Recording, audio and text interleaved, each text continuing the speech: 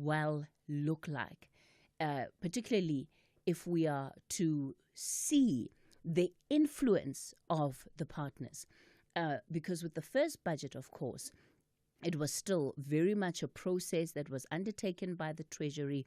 The political parties, in particular the DA, had felt that they had not been consulted, that they had not had a say.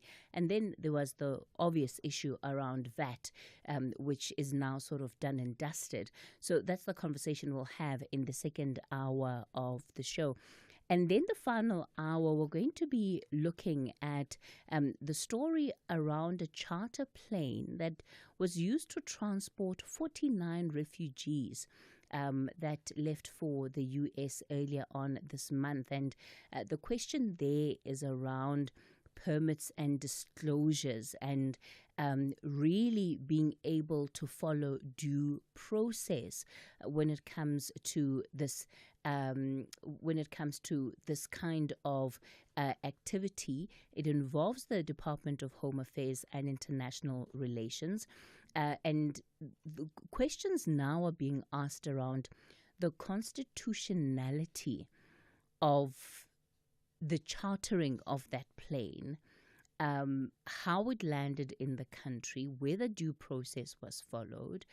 So that's the conversation that we'll have in the final hour of the show. It's not the first time that we are dealing with an issue of this nature. In 2022, there was a similar incident involving an Angolan flight that landed in Cape Town. So we'll be in conversation with aviation expert Putero Mojapeli, who will break down part of the processes and really help us understand what's being questioned here. And then the final hour of the show, I'm already on the final hour, but the final segment of the show will, of course, wrap it up with our G20 series with Lerato Tsebe, just taking a look at what's happening there. So plenty then on the table for us to sink our teeth into. Of course, I'll also be taking your calls on the open line. Let's get the conversation going. The number to dial this morning, 086 000 2032. That's 086 000 2032. On the WhatsApp voice note line, 0614 104 107. It's been a bit of a... How does one describe the headlines that are coming out of Washington around South Africa's visit? We seem to be the talk on everybody's lips this week, and certainly when you look at some of the events over the last 24 hours, right, there's so many different issues that are coming up, being put on the table. This meeting between the U.S. president and our president, what must it discuss? Many of you would have heard Elon Musk yesterday talking about Starlink and how, he's been denied the right to operate in South Africa because he's a white man. At least that's what he says. But we know that it is because of the requirements around triple BEE and the fact that there is due process that ICASA, our regulatory body, would expect an Elon Musk or his entity to undergo. And it's a process that they have been very hostile towards. And they have not wanted to subject themselves to that process either. So there's so many different things that seem to be thrown into the ring in as far as issues that need to be resolved in this meeting. But I found it particularly telling. Yesterday, the Secretary of State in the U.S., Marco Rubio, was testifying before the Senate Homeland Security Committee. And he, in particular, was asked a question around South Africa. And I want you to listen to the words that are being used by these senators, because I think that in the last 24 hours, this particular interaction has been revealing of what President Ramaphosa is likely stepping into when it comes to the meeting with the U.S. president. Today, South African President Ramaphosa is in Washington, D.C. He'll be meeting with President Trump. You and the President, as well as other administration officials, have repeatedly and rightly criticized South African policies on issues ranging from human rights to activities that directly undermine American national security. Those activities, in turn, include what appears to be an explicit and extensive pivot away from the United States and towards the Chinese Communist Party. There are also serious and credible allegations that the South African government's decision-making is compromised by widespread corruption tied directly to Iran. They are working together to target our Israeli allies on the international stage. President Ramaphosa himself has taken an aggressive position, leading a charge of genocide against Israel in the International Court of Justice. And he has pushed for precedents and policies that will not just undermine Israel, but expose American officials to vulnerabilities as well. I have every confidence that President Trump will demand South African officials change their policies and will hold them accountable if they don't. And it's critically important for the American people to understand the bases for our policies. Please talk a little bit about the extent of South Africa's malign activities and how they are undermining American national security interests. Well, it's one of the, first of all, we chose not to participate in this year's G20 hosted by South Africa, either at the foreign minister level or the president's level, and it had a lot to do with some of these issues in addition to some of the issues they brought on their agenda, which we don't think reflect the priorities of this administration. So the president of South Africa is here today because he says he endeavors to reset relations between our countries. And President Trump, if someone says that, is always going to be open to resetting relations. But it will have to touch on some of the issues just pointed to now. Obviously, the position they've adopted towards Israel is way, not just off balance, but completely geared towards one side. And it makes one wonder about these allegations that are out there now of foreign influence, including with Iran. They clearly, on the global stage, and multiple multinational organizations have consistently been a vote against America's interests, time and again. Not one-off. You always understand when some country has to go in one direction opposite to you because, you know, that happens. That's what diplomacy is ultimately about. Diplomacy is also about when we're aligned, we work together. When we're unaligned, we have to talk. But when one country is consistently unaligned with the United States on issue after issue after issue after issue, now you have to make conclusions about it. So all I could say about the meeting today, I'm not there obviously because I'm here with all of you. In fact, it may be going on right now as we speak, or was scheduled to go on as we speak, is this was an outreach on the part of the South African president. He said he wanted to come to Washington. He wanted to reset relations with the United States. I have no reports as to how that meeting has gone so far. If there's a willingness on their side to reset relations, obviously was something we'll explore, but we do so with eyes wide open to what they've done so far. And how does their campaign against Israel undermine America? Well, I think, first of all, because it echoes some of the charges that are being made by some of the biggest enemies of Israel that happen to be ours, whether it's Iran, whether it's these radical groups that chant death to America, death to Israel.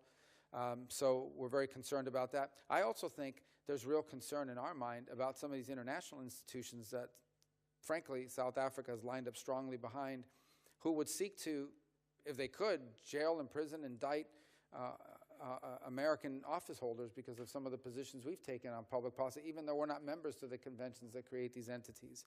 So if you talk about these groups that they are, in essence, utilizing their forum on the national stage as a nation state under this president and this leadership to echo the claims and the positions taken by not just Iran, but in many cases China as well.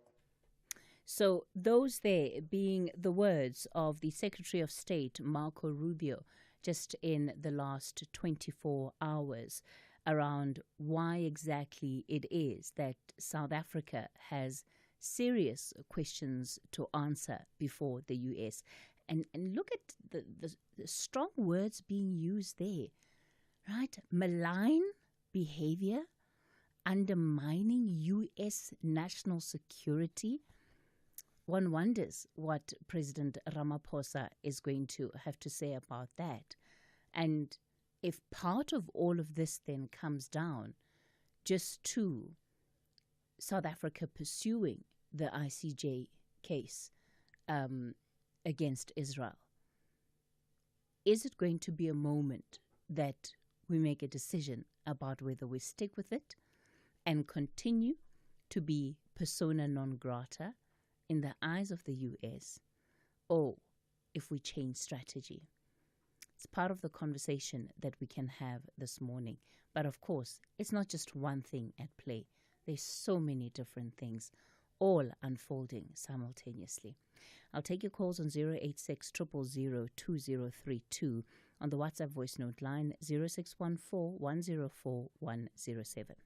Specsavers Audiology, South Africa's largest audiology group, brings you the all-new Clarity Pro rechargeable hearing aids. Experience cutting-edge features at a price you can afford. For a limited time only, buy one Clarity Pro rechargeable hearing aid and get 50% off the second. You heard right. Buy one and get 50% off the second. Visit specsavers.co.za to find your nearest store and ask for Clarity Pro today. Specsavers Audiology. Test your hearing and join the conversation. T's and C's apply.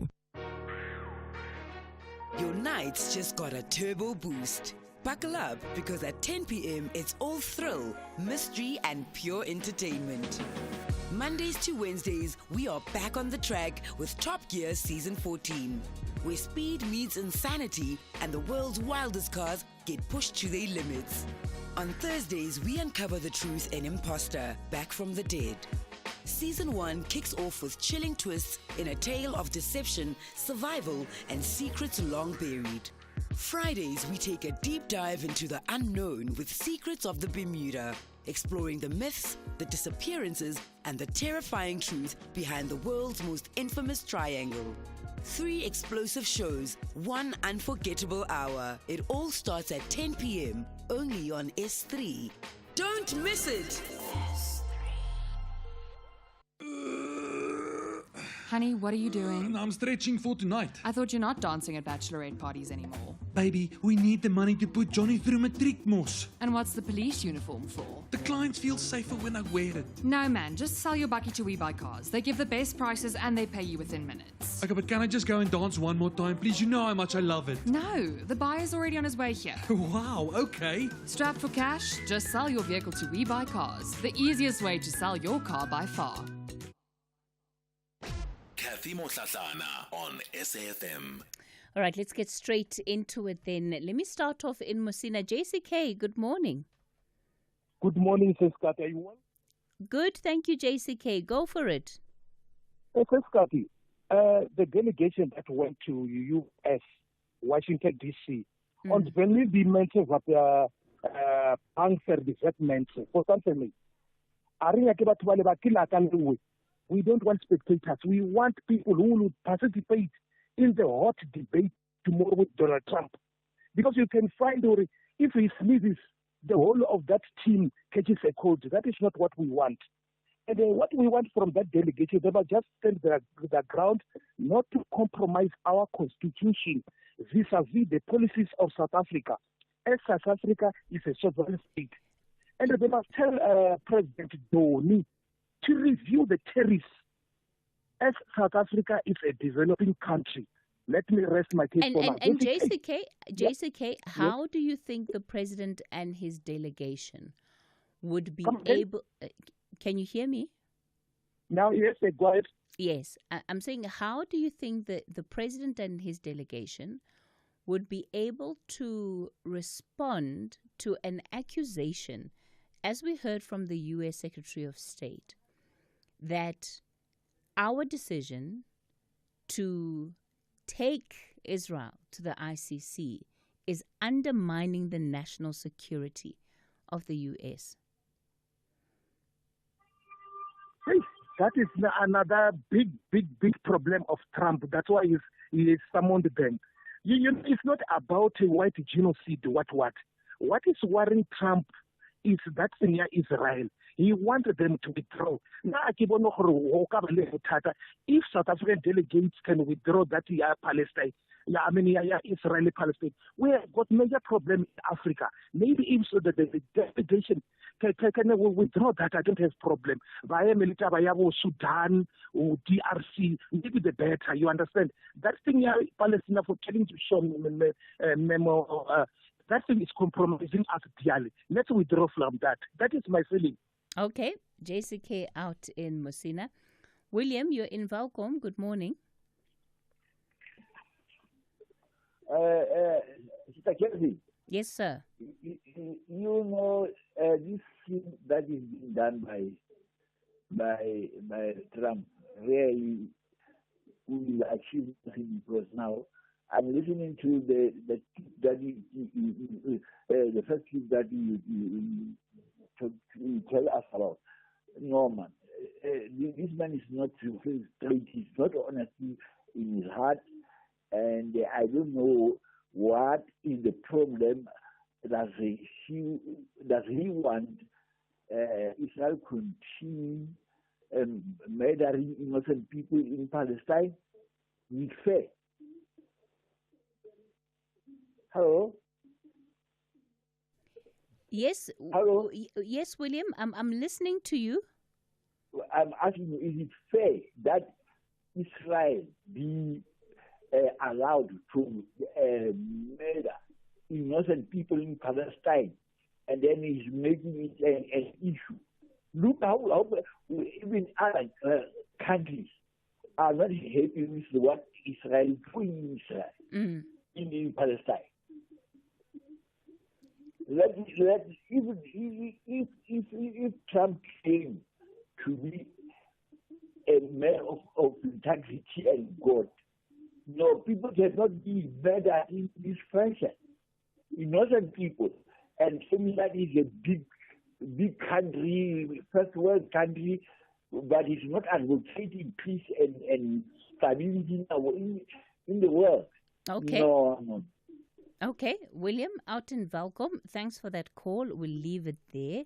And as you hear there, he's calling out the U.S. President Donald Trump, asking, is it fair then that Palestinians must go through what they're having to live through right now without any kind of recourse being taken in that regard? But how? How does South Africa then respond to an allegation, as you've heard from the U.S. Secretary of State, that these actions that we have taken are undermining the national security of that country? What do we say to show that indeed they are not? I'll take some of your calls on 086 000 2032. On the WhatsApp voice note line, 0614 104 107. Good morning, I'm Anne Musa. In the headlines, International Relations Minister Ronald Lamola says if the issue of Afrikaners comes up during President Cyril Ramaphosa and the US President Donald Trump's meeting, they will produce evidence that white Afrikaners are not being persecuted in South Africa. Workers are hoping the revised budget to be tabled today will be more people-centred and push for economic growth and job creation. Labour Union Federations COSATU, FEDUSA and SAFTU have urged the Finance Minister Ino Godongwana to move away from austerity measures introduced in previous budgets. And some ANC members in the Peter Mokaba region in Limpopo have filed an urgent application to interdict the regional elective conference at the Polokwane High Court. In their court papers, they state the party's regional elective conference must not take place until all disputes are resolved. I'll have details on these and other stories at 10. He's short, loud, and definitely not a licensed therapist, but he's asking the hard questions. It's Heart to Heart with Kevin, the only talk show where the guests spill the tea and Kevin spills the jokes. Real talk, real laughs, and real short host. Heart to Heart with Kevin, Wednesdays at 7 p.m. on S3. We spend a lot of time looking for deals, but we don't invest the same time in our health. Your health buys you more time with the people you love. So who are you staying healthy for, and how can you improve your health? Choose Dis-Chem Life, the life cover that rewards you for living healthier with lower premiums and more cover. Visit dischemlife.co.za now. Dis-Chem Life. Choose a better partner for life. Dis-Chem Life is an authorized FSP 50594, underwritten by Guardrisk Life, a licensed life insurer, FSP 76. T's and C's apply. The Talking Point with Cathy Mohlahlana. Weekdays, 9 a.m. till midday. And Cathy, there was a pizza in Rosebank if I remember correctly, who talked about us bending over and suspending our laws to kowtow to Trump's demands. He would be advised that Americans themselves wanted to take over 50% of TikTok. And there are over 600 companies here, American companies operating in South Africa, under our laws, under our PE and transformation laws. They are profitable, they are not complaining, others are coming in under the very same laws. Good morning, Cathy. I think, as a country, we really need to be honest, with ourselves. If we allow the likes of America and those clown Elon Musk to dictate terms for us, we're going to continuously bear the brand of those decisions, because if you look at the crime levels that we have in this country, I mean, they are a clear indication that we are a broken society and drastic measures must be taken to address these things. So when government takes those steps to, try and bring about equality in the lives of all South Africans, you've got people opposing it. And those people are not going to bear the brunt of those things, of the consequences of those decisions that are being taken by government of not bringing about equality.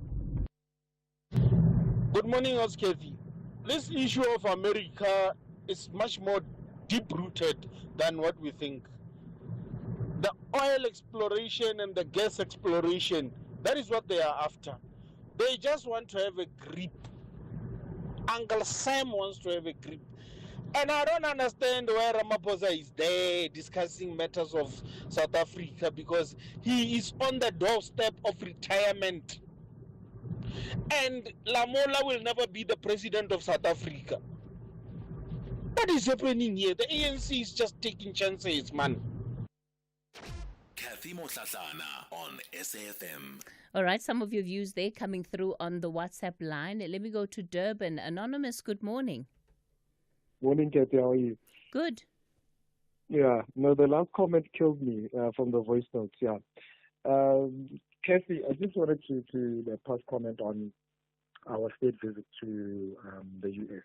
Firstly, I wanted to, start off with the fact that, if you recall, Nelson Mandela was on the CIA or FBI's watch list from his arrest during apartheid.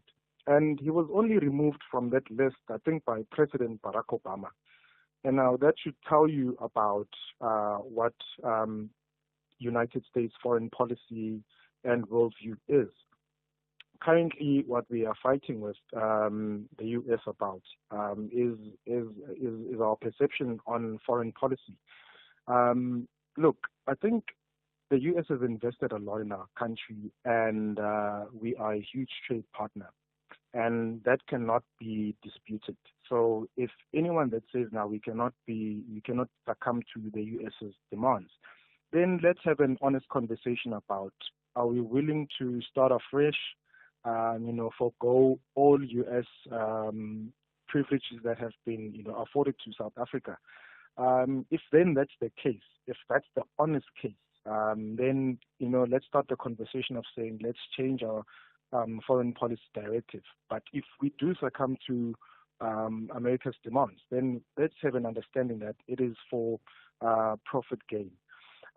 Moving on to the colleagues that accompanied our president, I'm surprised that the Minister of Land Affairs is not part of the entourage. Instead, I actually thought maybe John Steven is going because he's a token white person. And we needed, a white face to white dress our diversity and, put up a united front. But earlier on, then I heard, Mr. Rupert was the one that was responsible for organizing the whole meet.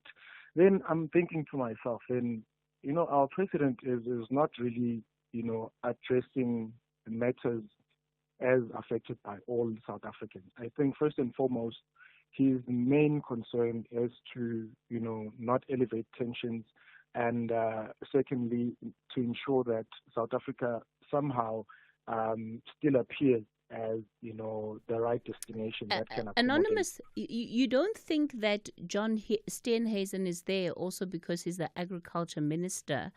And, of course, we know just how big a sector that is, and as far as trade with the U.S. is concerned. And the tariffs, AGOA, would be one of the crucial issues from a trade point of view that needs to be, spoken about, where there needs to have some form of resolution over. The issue here is land. I understand, Cathy, and I had that perception as well. But I'm thinking this whole controversy is based on land, and surely our position is firstly to articulate our position and clarify some of the misunderstandings. And the best person to have done that was the Minister of Land Affairs, Land Reform. His absence is quite telling because, one, he's from the PAC, and we know what's the PAC's position on land. So I think he was an unwelcome guest, even though the narrative that he presents is shared by a majority of South Africans. Maybe to a lesser militant degree, but definitely he represents a majority of South Africans. Okay. We might agree, we might not agree with those views, but I think at the end of it all, I just don't trust our president representing us fully, especially when you hear the kind of trap that he's walking into. We have a SONA going on. We have we have a budget going on today. He decided to skip that and go to US, and they're even saying he's the one that requested the meeting, which is very strange. Before he left, he said, no, the minister is busy, finalizing, putting, the last bits together. I'm surprised. That budget was supposed to be passed 3 months ago. What is he still busy with in terms of 2 days before the budget is delivered? He's still busy with, smallanyana things. So okay. My thing is our government is not really prepared. They're not in a capacity to articulate our foreign policy properly in a way that will make South Africa, a continuous player in world politics. Thanks for that, Anonymous. Salim, you are in Durban as well. Good morning. Good morning, Cathy. Thanks for taking the call and lovely show. Cathy, when I hear the U.S., Minister of State speaking, he is now telling that, we have acted against Israel and they are looking after the interests of Israel. Now, according to the Amnesty International and many international organizations, Israel is considered to be an apartheid state and guilty of human rights violations by the International Court of Justice. Now, are we going to be standing and supporting a state that is committing genocide and human rights? Or are we going to be a sovereign country that will stand for, for justice? So, and then he speaks of Iran. What have we got to do with Iran? I don't know whether we have any kind of link with Iran. I'm really not. I can't see anything that he said about South Africa and Iran. But as far as Israel is concerned, that is considered now the European nation, the European Union is speaking against the violence that is committed against and the genocide is committed against the Palestinian people. And now they are beginning to act and they're saying this is not acceptable. So why do we want to listen to a country that is supporting a country that's committing genocide? Haven't we got our own foreign policy?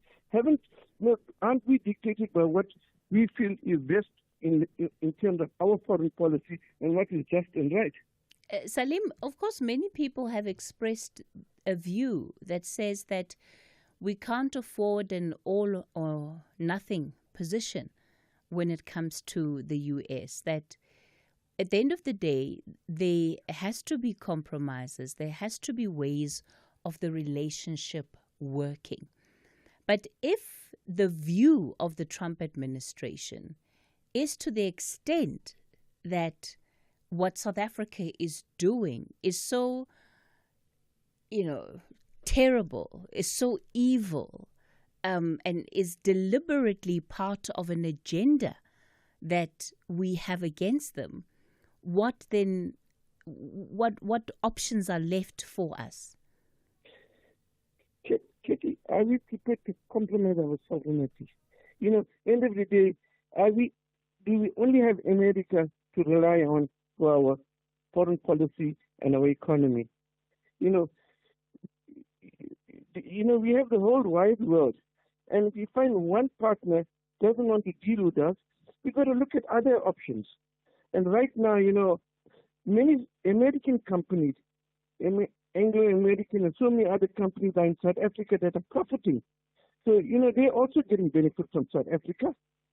So, end of the day, if that 600 companies leave the country, you must understand, like how some of the oil companies that left South Africa and now South African have taken over those oil companies and they are still running petrol stations. South Africans will take over the mines and interests of American companies. You know what will happen next? Next, we will become slaves of America, and then we'll have to go and fight the battles around the world, send our soldiers, like how Ukraine has sent the soldiers to Iraq to fight against Iraq. There was no war between Ukraine and Iraq, but Ukraine soldiers were there fighting against the Iraqi people and killed 1 million people. Are we going to go to that level? So what will happen? America will come to South Africa and say, now you are our friend, you want a military base. Once they get a military base in South Africa, then they say, you know what, Western Cape and maybe it's other parts of South Africa now become independent. So are we going to give up our sovereignty? Otherwise, they'll tell our president, our respectable, honored president, they'll tell him, okay, sign over your mines, your mineral resources, your uranium, your platinum, all to us, so we can be your friend. All right, Salim, let's leave it there. Thank you. You've said a mouthful, and I hear there's a lot more that you can contribute. Kasim, you're in Mpumalanga. Good morning. Good morning, Cathy. How are you? Good, Kasim. Go for it. Okay. The only way we're undermining America's, what can I say, is by we taking the Israel to the ICJ, and if we win the case, then obviously America is under jeopardy, or in what we undermining their security, because they are going to be complicit for the atrocities, for the crimes, war crimes in Israel by supplying arms to Israel. That's the way they are going to be threatened. Hello? Yes, Kasim. Oh, are you done making the point? Sorry, I thought that you were still going to continue. Kasim? Oh, okay. It looks like we've lost Kasim on the line. I think there was a bit of an issue with his line there. Sorry about that, Kasim. We'll see if we can get you back up on a different line. Michaels, you're in Kabeja. Good morning. Good morning, Katie. I'm even laughing before I say what I want to say. Why are you laughing? I'm laughing because we are so focused on PR, unnecessary PR gimmicks. The president or South Africa going to America, first of all, they were not invited. Let's start from there. They went there. So when the media says, would they be invited? No. If Trump wants you, he comes to you. The other thing is that, Donald Trump is a very astute businessman. He runs America like a business because he's a businessman. And he knows what he wants. So most of the distractions are the farm murders and terrible things are going on. Those are the distractions. But the real focus of what he wants from here is obviously business, mineral concessions. I'm not going to be surprised if Starlink comes or scrap BEE and the route, the sea route of the Cape of Good Hope, because the Yemenis are giving them troubles there. So this is what it is. So the PR exercise is what the media is going to be showing us, but the real talks, none of them there will even be involved in the real talks. That's what I wanted to say. That's why I was laughing. Okay, all right, Michaels. I'll leave it there with you for this morning out in Kabeja. Ronald, good morning.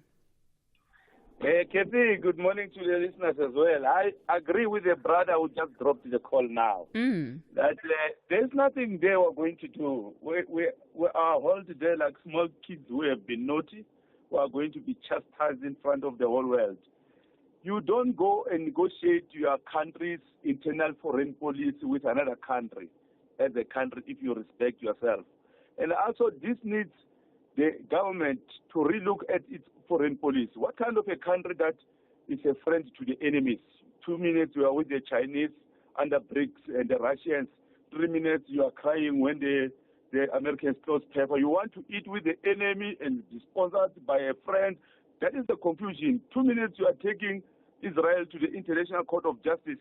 Israel that has offended the whole world. Why would you be the only country in the universe to fight for the entire world when you don't have political resources, you don't have economic resources, you don't even have political clout, agility and ability to run the country, but you want to take the Israelites and the Americans to the International Court of Justice, fighting your people don't even have jobs, you can't even close potholes, but you want to fight such an international battle against the Americans. So we are confused. We want to be with the Russians. We want to be with the Ukrainians. 2 minutes you are with the Ukrainians. 3 minutes you want to be with Putin. This is a mess. But Ronald, is that not the nature of the game? That more often than not, you are having to straddle across various interests as, nation states, and the decisions that you're making are being driven primarily by those interests. And sometimes those interests, fall across the divide in as far as your allies and those that you are associated with. You are correct. You must know the battle that you fight. You must also know the benefits that come from the battles. That is correct. But why would South Africa, such a tiny African country in the African continent, with high rate of unemployment, lot of crime committed in the country, and a lot of things, you take your budget to go and fight such a big battle? Why don't you lobby Russia to do that? Why don't you lobby China to do that? Because you can also lobby. It doesn't have to be you carrying that particular responsibility. All I'm saying is that you look at the balance of forces, the international balance of forces. You don't just fight any battle that comes your way. We need to recover first as a country. We need to first and become one country. We're not one country. There is Orania there. There's another one they're opening around Pretoria, another settlement. You have a lot of domestic issues to deal with that must take your political energy. All these things that you think you can fight international battles because you once had enjoyed international solidarity. Well, good. All countries which were colonized enjoyed international solidarity. That's why they were free. So all I'm saying is that we seem to have a very messed up, confused international policy because we want to be a friend with everyone and we don't want to lose. We want to have our cake and eat it. It is not possible. The Americans cannot want you to be in bed with the Chinese under BRICS and you want to de-dollarize them and they are friends with you. Yes, it's a camouflage, the issue of the genocide. They know there's no genocide. Americans have good intelligence, so they know it's not about genocide. It's not about the Afrikaners. I pity those 50 Afrikaners who went to America because it's not about them. It's bigger. It's about business. It's about being bullied. It's about us withdrawing our International Court of Justice court. It's about us taking away from Palestine. It's about us changing the expropriation of land without compensation. It's about us changing our domestic and foreign policies completely and become a state of America. Ronald, in Midrand, you've said a mouthful. Let's leave it there for this moment. You're listening to the open line. I'm still taking more of your calls. 086 000 2032 is the number to dial. 086 000 2032. On the WhatsApp voice note line, 0614 104 107. I still don't know if I have an answer from any of our listeners yet. What is the counter of the president when he's told that the actions of South Africa are undermining the national security of the U.S.?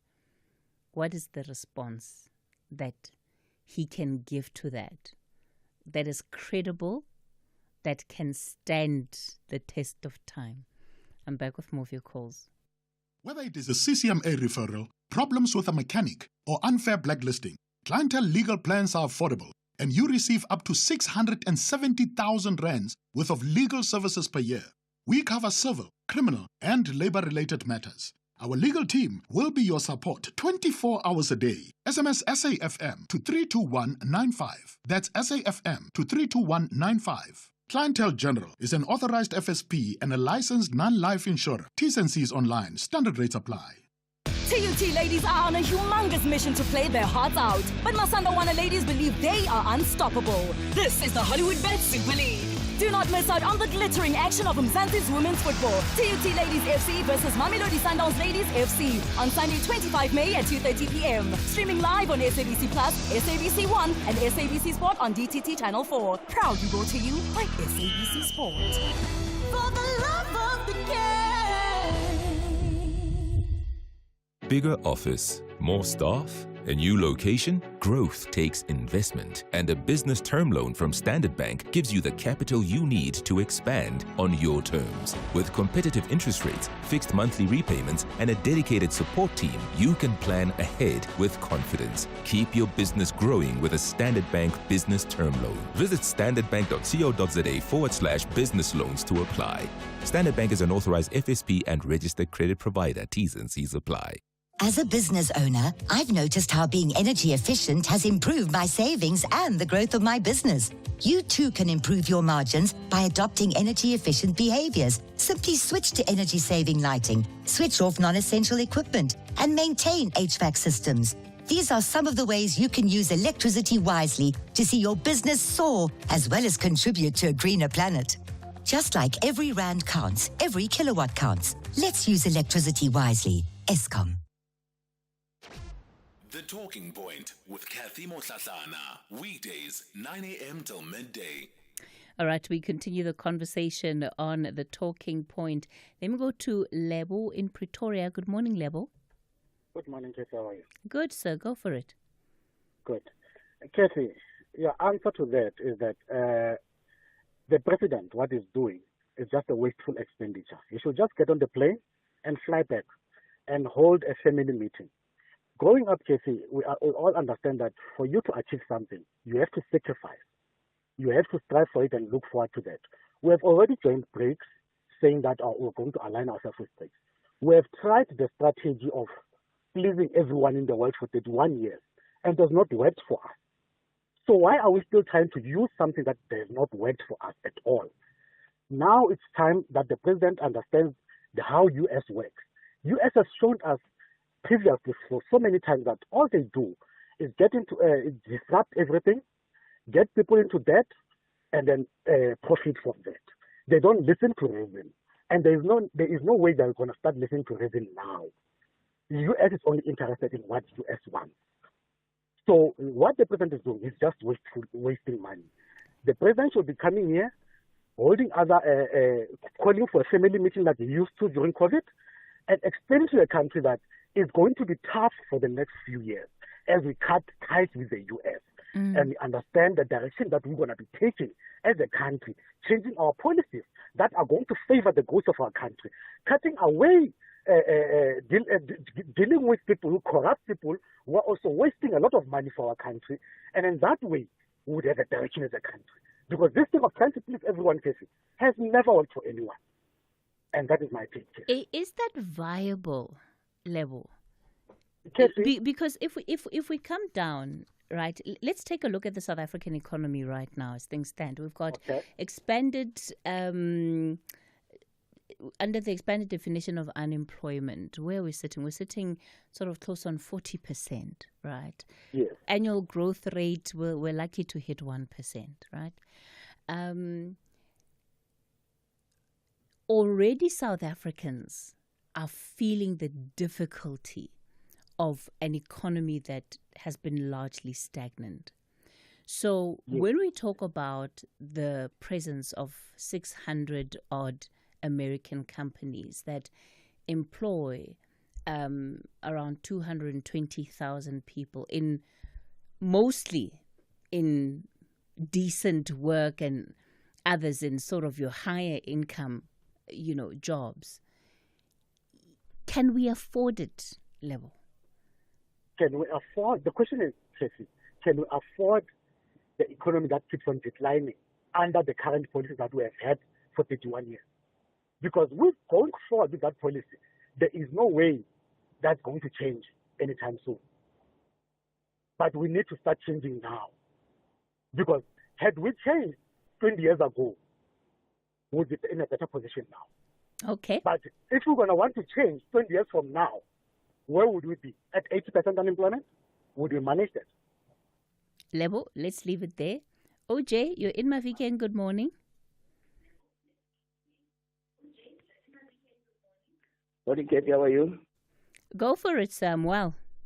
Okay, thank you for taking my call, Cathy. Yeah, the solution to that issue of the solution to this problem is that if I was a part of the delegation, I would rather request that the delegation of President Donald Trump to give evidence of all these accusations that they are making. I mean, because these people, they don't have evidence. The security of America, they don't have evidence. The genocide of the white people in South Africa, they don't even have evidence. Now, that will give the South African delegation a leverage to convince the American government that whatever these people, the false allegations are making, is not true. That's my point, Cathy. All right, OJ, thanks for that. Thank you. Ask them to provide the evidence. OJ says, show it in black and white, that indeed the allegations that they are making are founded on some form of factual basis. Yeah, the next 24 hours are definitely going to be riveting. And I think, many, many people will be watching to see what the outcome of that meeting and those meetings in the U.S. is. And hopefully it doesn't all become an exercise in futility. As Lebo was saying, that is that the worst thing that can happen? That nothing changes and basically the delegation comes back home and it's much of the same. It's time for your latest news update. It's 10 o'clock.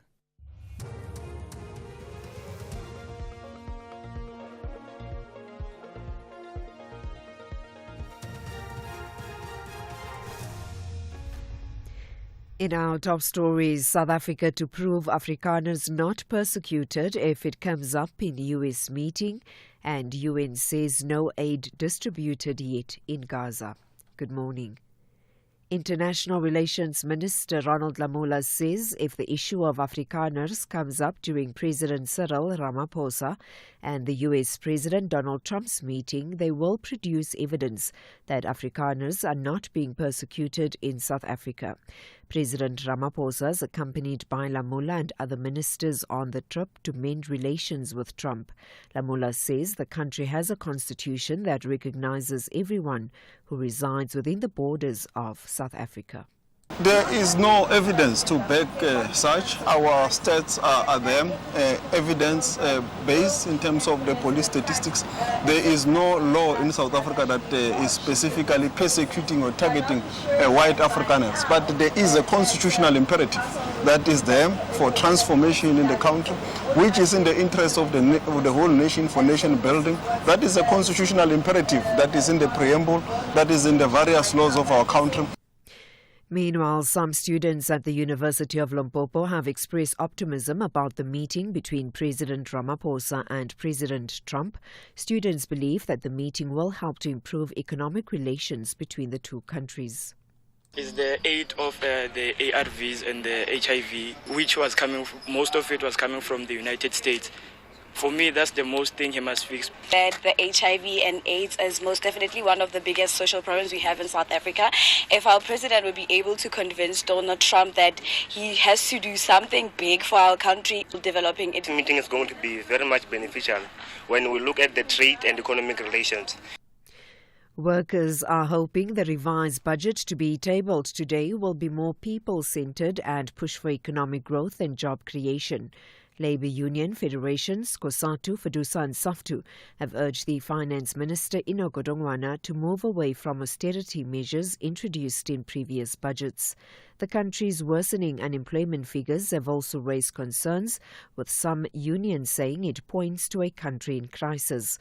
COSATU's Parliament Speaker Matthew Park says the lack of sufficient allocations in 2025 has left many workers anxious. The budget needs to speak to our economic crisis. We've had 1% economic growth for the past 15 years. We have an unemployment rate of 43.1%, entrenched levels of poverty, inequality, of crime and corruption. We have the state, from public service departments to municipalities to state-owned enterprises, really struggling. So we really need to have the budget speak to those issues. Some ANC members in the Peter Mokaba region in Limpopo have filed an urgent application to interdict the regional elective conference at the Polokwane High Court. In their court papers, they state the party's regional elective conference must not take place today until all disputes are resolved. The elective regional conference, which was previously postponed twice, is planned to start at the new Peter Mokaba Stadium today. Michael Makungo reports. The 5 parties members from various branches want the High Court to stop the conference to allow finalization of all disputes. They stated that in the event that the conference is convened and voting has taken place be declared null and void, the matter has been sent to be heard at 2 o'clock this afternoon. The NPA has confirmed the inquest into the deaths of the Cradock 4 will go ahead early next month. Various role players, including the NPA and police, appeared before Parliament's Portfolio Committee on Justice and Constitutional Development. They briefed the committee on the implementation of the recommendations of the Truth and Reconciliation Commission. The Cradock 4 were anti-apartheid activists. They were abducted and murdered by the South African Security Police in June 1985. The inquest into the death of the 4 men was previously postponed due to delays in funding. The Eastern Cape NPA head Barry Madolo assured MPs the inquest will start on the 2nd of June. I just want to confirm that on the 2nd, the Cradock 4 inquest in all is going to proceed. There has been a general agreement that we're going to proceed, though there is no direction yet regarding the funding of SANDF. But we have contingency plans. We'll proceed at least for 10 days during June. And finally, the United Nations says no humanitarian aid has been distributed in Gaza despite the easing of Israel's 11-week blockade. Israel has given permission for about 100 more aid trucks to enter the territory. The BBC's Paddy Maguire has the details. After a blockade lasting nearly 3 months, Gaza's population of 2 million people has been pushed to the brink of famine. But despite Israel announcing on Monday it would be allowing basic amounts of aid into the territory, food and medicines are still in desperately short supply. The UN spokesman Stefan Dujarric said that while the trucks had entered Gaza, they hadn't yet reached warehouses or delivery points and remained held at a loading dock. He said it was a complicated operation. The first supplies that arrived on Monday are also yet to be handed out. Recapping the top story, International Relations Minister Ronald Lamola says if the issue of Afrikaners comes up during President Cyril Ramaphosa and the US President Donald Trump's meeting, they will produce evidence that Afrikaners are not being persecuted in South Africa. For SAFM News, I am Anne Musa. Hey Zama, have you submitted our Employer Reconciliation Declaration? Oh no, not yet. I thought I'd leave it for next week. If we comply, it makes it easier for our employees to get accurate tax assessments. It will be even faster now that SARS has the new Easy File Employer version 8. Employers, make tax matters your priority number 1. Submit your annual Employer Reconciliation Declaration by 31 May 2025. Your tax matters. So does your time. SARS, at your service. Some crimes fade with time. But the truth, it never stays buried. From the makers of critically acclaimed drama comes Unforgotten Season 3. Detectives Cassie Stewart and Sunny Khan return to unravel another cold case. A missing boy, a hidden body, and secrets that refuse to die. When the past resurfaces, lives will change forever. Unforgotten Season 3, Monday to Wednesday at 9 p.m. Because justice has no expiration date.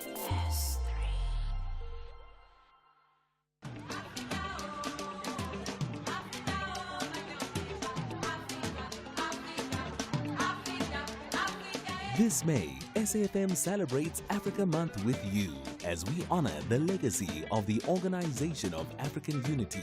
We bring you rich conversations and the vibrant sounds of Africa. Music that moves the soul.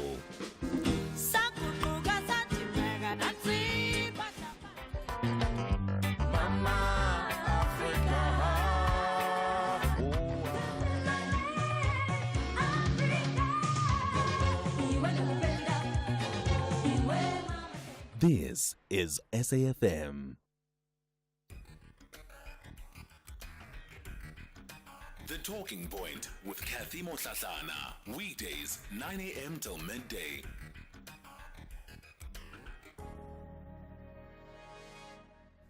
Nine after 10 o'clock, welcome to the second hour of the show. Coming up in this hour, we're going to be focusing on this afternoon's budget speech by the Finance Minister, Enoch Godongwana.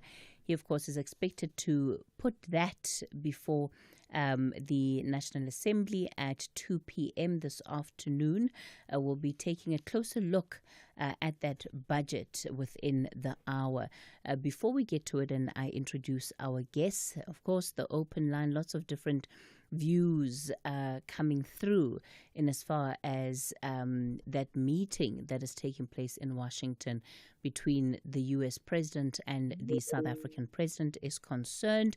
Yeah, that seems to be the issue that's really dominating part of our discussion line. So we'll play some of those voice notes and then continue.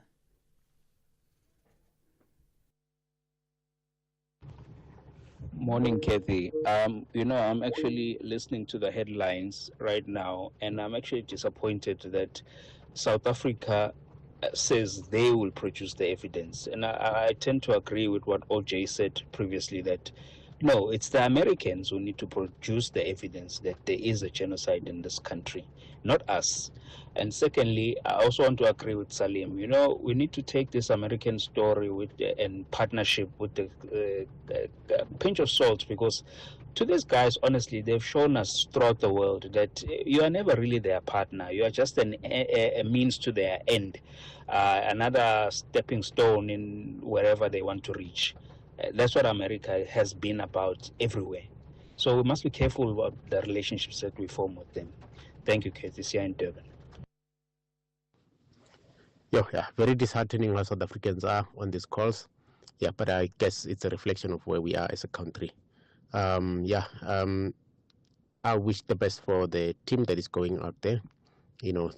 South Africa is a beacon of hope. South Africa we are very special. We're a special nation in so many fronts. So may they show our character and who we really are and the things we represent as South Africa, the lovers of justice. Thank you. Mahoka from Johannesburg. Good morning, Cathy. Cathy, the answer to your question, it is simple. It has been answered by Nelson Mandela. He answered them, these Americans, that their enemies are not our enemies. Whatever we do with whomever we do with, it's none of their business. Finish and clear, Cathy. Finish and clear. That's the answer. Kashi, how are you? I'm Nathan Ike from Mombera. Kashi, let us open our eyes so that we can see far. You see what America is doing is trying to break the BRICS. BRICS is going to be powerful in 20, 30 years to come.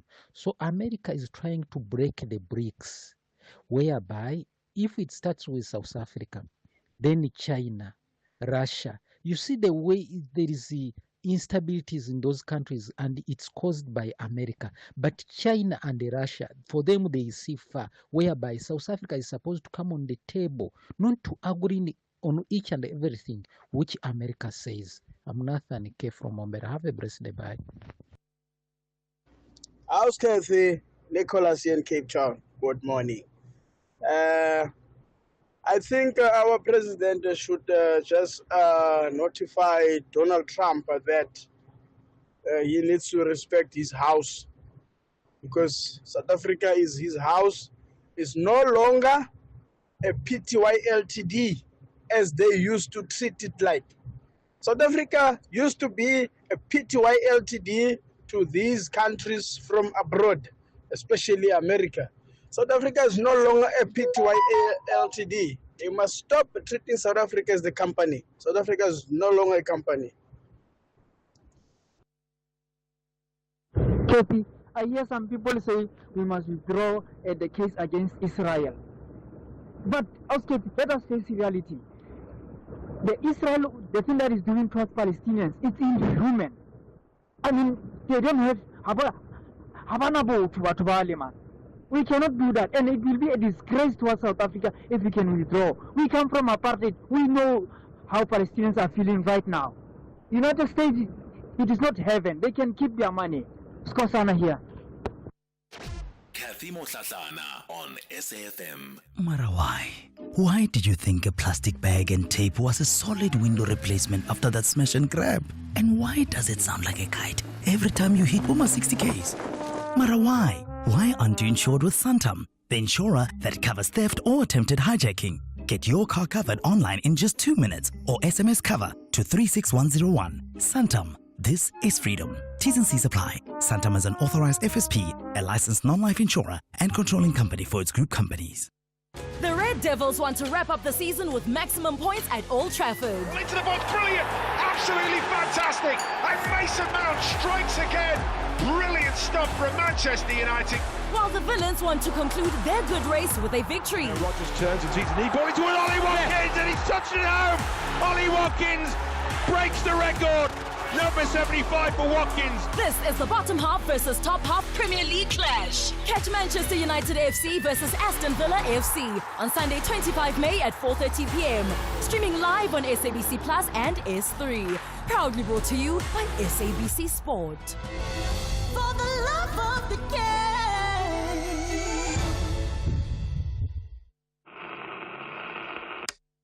What if you open your night to culture? Try new things and make space for new voices, new stories, and new perspectives. Open up your Saturday night with world-class entertainment, reality TV, and drama from 6:30 to 9:30 p.m. only on S3. Open up.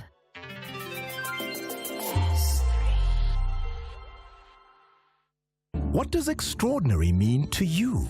Is it enabling world-class healthcare through telemedicine? Or empowering the delivery of water and electricity through smart meters? AI, cloud, enterprise apps, IoT and security. One seamless ecosystem. Together, let's build the extraordinary that sustains today and protects tomorrow. Start your journey at VodacomBusiness.co.za. Further together, Vodacom Business. The Talking Point with Cathy Mohlahlana. Weekdays, 9 a.m. till midday. Finance Minister Enoch Godongwana is expected to table the 2025 budget at 2 p.m. this afternoon. It follows two previous failed attempts that were halted, particularly due to various protests from parties. This is parties within the National Assembly. One of the major disagreements had to do with the proposed increase in VAT, and that has since been scrapped. Now it's about what are the concessions and the compromises that political parties have been able to negotiate into this 3.0 budget, as it has been coined. Kanti Pai is a senior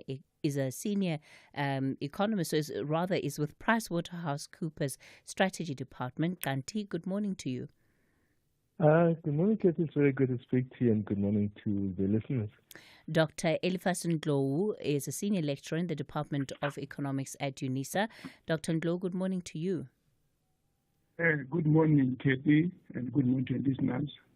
I was saying earlier that given the fact that we've got a lot more spectacle around what is unfolding in the U.S. currently, it can be easy to forget that it has literally come down to the wire. The fact that this budget is now going to be tabled, a third attempt, not only unprecedented for this country, but the process of how it's put together is also something that has come under scrutiny in a way that we just have never seen before. And the moment, Kanti, still must not be lost on us of just how significant all of this has been. Is that to me? Yes, sir. I lost the yes. This has been actually quite significant, and I think one of the things that for a long time last year, remember when everybody was talking about when we were trying to anticipate what the outcomes of the election was going to be, we understood that if it is not as we've understood, where basically you have one party as the ANC winning outright majority as they have, that there would be difficulties in passing budgets because obviously there would now have to be coalitions and those kinds of discussions as we've seen, those kinds of difficulties we've seen internationally. And we have arrived at that point. And I think that it's interesting because part of that discussion we saw now at the SNP when they released their statement on Friday, highlighting exactly this thing, that they think that part of the positive outlook that they are putting in is that they think that the stability of the government is one of the positive things that lead them to believe that there is some stability, and therefore they can actually say that our rating has a positive outlook. It's a strange thing, of course, for a ratings agency to highlight such a thing, but I guess it is important also for them to say perhaps it speaks to the idea of that you have, what government has committed to, perhaps because there is this coalition, it can actually be held together because there is sort of checks and balances in that sense. But certainly but it does not actually take away from the fact that there is a lot of instability, a lot of uncertainty, as we've seen in the last two budgets. Dr. Ndo, what we know is that there has been a process of consultation almost forced on the National Treasury by some of the partners within the Government of National Unity in a way that we have seen at some point has made National Treasury quite uncomfortable. They've really been operating out of their comfort zone. What we don't know, though, is to the extent that consultation, collaboration around the budget has been. What does that mean for this afternoon, especially if we're talking about this idea of consensus and the fact that this is a budget broadly, at least looking at what the various partners in the GNU are saying, this is a budget that has gotten the consensus of those partners? Thanks, Cathy. So what I think we expect from the budget in the afternoon, based on the consensus, is that we expect the consensus to reflect also on covering the needs of the poor people in the society. Because from what they've been reading in the media, they were talking about the budget has to take care of the poor. And also in the media, there was also an issue of the tax bracket creep, which is a silent tax to those who don't understand that they find themselves moving into higher income tax bracket without the income bracket adjusted for inflation. So the consensus one, I also believe that it has to find ways on how to mitigate the ballooning debt to GDP ratio, and at the end they have to come up with a lot of things that have to be pro-growth. because most of the problems that the economy is facing here, they are related to weak economic growth. We talk about budget deficit, then that can be lowered when your denominator, that is GDP, is growing. We talk about budget deficit also, or debt, then with denominator of GDP, that has to grow to make them smaller. And as Mr. Cathy has said, the rating agencies, they also look at these ratios. They have to become smaller, lower, and the one way to make it realistic is to grow the economy and lower the GDP. So we expect that consensus has to reflect on the ways on how to lower the ratios. Kanti, are there particular aspects of the budget that you are going to be looking at that you believe are going to be key indicators again of the input of the GNU partners? Because, of course, if again we're to look at how the whole issue of VAT played out, all political parties wanted to take some form of credit for the fact that VAT had been scrapped, because they wanted to earn that political mileage out of it. Now, if we're to look at this budget that is set to be tabled this afternoon, where do you think are going to be the areas where political parties, especially those that are partners in the GNU, are going to want to be able to come back to their constituencies and say, look, you see, that item in the budget around social grants, that was because of our contribution? Yes, that's a very important question, Cathy, because obviously, as we think about the constraints that we have in terms of the fiscus, there are going to have to be cuts. There's no doubt about that.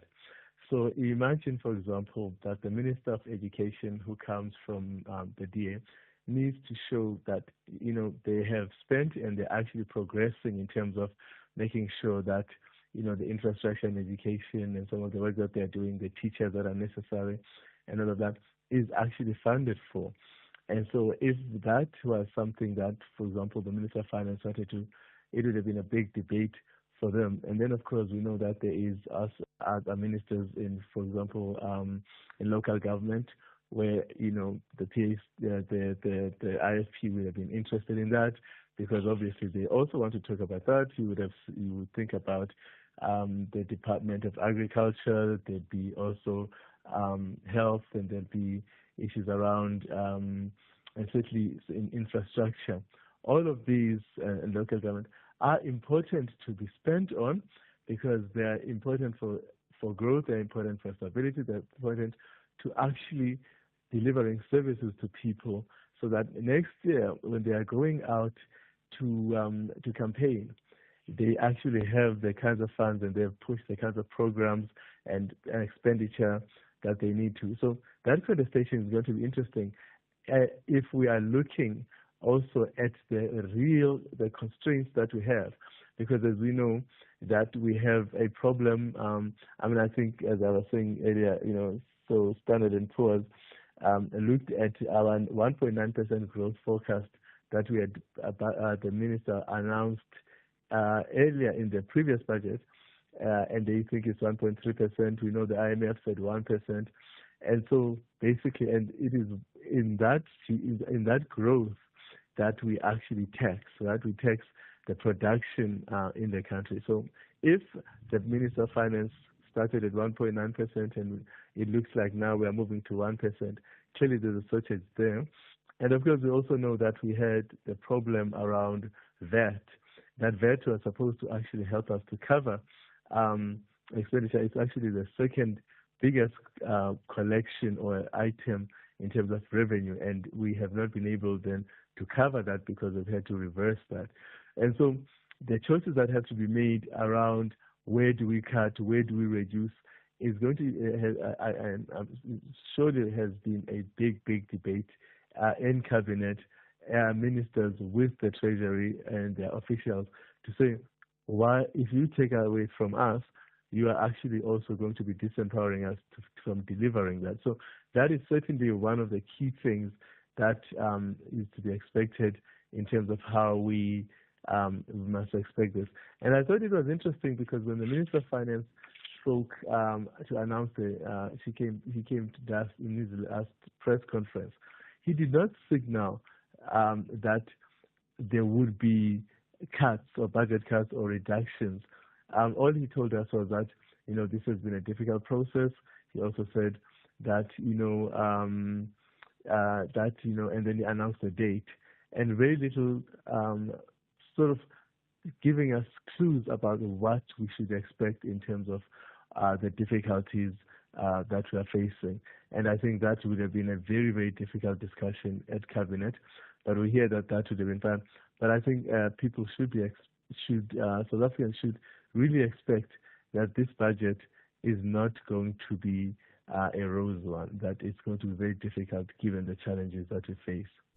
And it's part of where, I suppose, the fallout from that difficulty that we're going to continue to see, the political contestations and possibly even political fallouts, because as South Africans feel the pinch of not having certain services because government has cut spending to certain departments, it's going to come back to where it was. The finger-pointing exercise, blaming this one and that one for why it is that we find ourselves in that state. And as we continue the conversation then, on the other side of the news headlines, I want us to take a look at the impact of these spending cuts, particularly when it comes to government departments and what that realistically means. Because we as South Africans, yes, we may have dodged the VAT bullet, but it does not mean at all that, things are out of the woods. And we have to be realistic about what that entails for each of us. We're going to continue the conversation shortly. For now, it's 10:30. Time for your latest news headlines. Thank you, Cathy. On the news headlines, headline inflation has risen to 2.8% in April from 2.7% in March 2025. The change in CPI between March and April was 0.3%. The main positive contributors to the annual inflation rate were housing and utilities, food and non-alcoholic beverages, alcoholic beverages and tobacco, as well as restaurants and accommodation services. The former South African ambassador to the U.S., Willie Lenhlapo, says the worrying factor about the meeting between the two nations would be if the U.S. attempts to dictate which countries South Africa can engage with. And analysts expect a reform-driven national budget announcement that aims to prioritize long-term economic growth. A full update follows at the top of the hour. Taking a look at your markets this morning, the rand is currently trading at 17 rand 93 to the dollar, 24 rand 06 to the pound, and 20 rand 31 to the euro. Markets in Asia were mainly higher at the closing bell. The JSE mixed during mid-morning trade. Markets in Europe have extended losses. Gold is trading at $3,311, platinum $1,043 per ounce. The price of Brent crude oil is at $66.10 a barrel. Whether it is a CCMA referral, problems with a mechanic, or unfair blacklisting, Clientele legal plans are affordable, and you receive up to 670,000 rands worth of legal services per year. We cover civil, criminal, and labor-related matters. Our legal team will be your support 24 hours a day. SMS SAFM to 32195. That's SAFM to 32195. Clientele General is an authorized FSP and a licensed non-life insurer. T's and C's online. Standard rates apply. The land is their legacy, but in Season 3 of Yellowstone, that legacy is under fire. Kevin Costner returns as John Dutton, fighting to protect his ranch, his family, and everything that can't be bought. More enemies, deeper betrayal, and the battle for the West, it's only just begun. Yellowstone Season 3. This land was won with blood, and it'll take more to keep it. Saturdays at 9:30. Starts 24 May, only on S3. Open up. The National Pulse, weekdays, 3 to 6 p.m. Your first things first, you talk about South Africa's president facing a near impossible task. Why do you say that? Well, I think the great difficulty with what Cyril Ramaphosa has to deal with is the simple fact that it won't just be evidence and logic that ultimately wins the conversation here. He basically has to say, in addition to the evidence in front of us, which obviously disproves everything that Trump believes, what else can he then say in order to persuade him to change his mind? And I think we've seen in the past few months that simply saying what the facts are doesn't seem to get the type of change or the type of reaction that we expect to see from the White House these days. Ashraf Garda on SAFM. The Talking Point with Cathy Mohlahlana. Weekdays, 9 a.m. till midday. Well, let's continue the conversation on the Talking Point. We're looking at this afternoon's budget set to be tabled by the Finance Minister, Enoch Godongwana. A third attempt, really, for this to happen. It seems like it is going to be smooth sailing this afternoon. There has been, consensus, as the partners in the Government of National Unity like to use the word. Kanti Pai is with PricewaterhouseCoopers, is under strategy there, and Dr. Eliphas Ndou is a senior lecturer in the Department of Economics at UNISA. Dr. Ndou, let's talk about what the implication of cutting spending is. And this is within a backdrop of a government that has been accused of implementing an austerity budget over a number of years, where we have seen overall declines to spending in critical departments.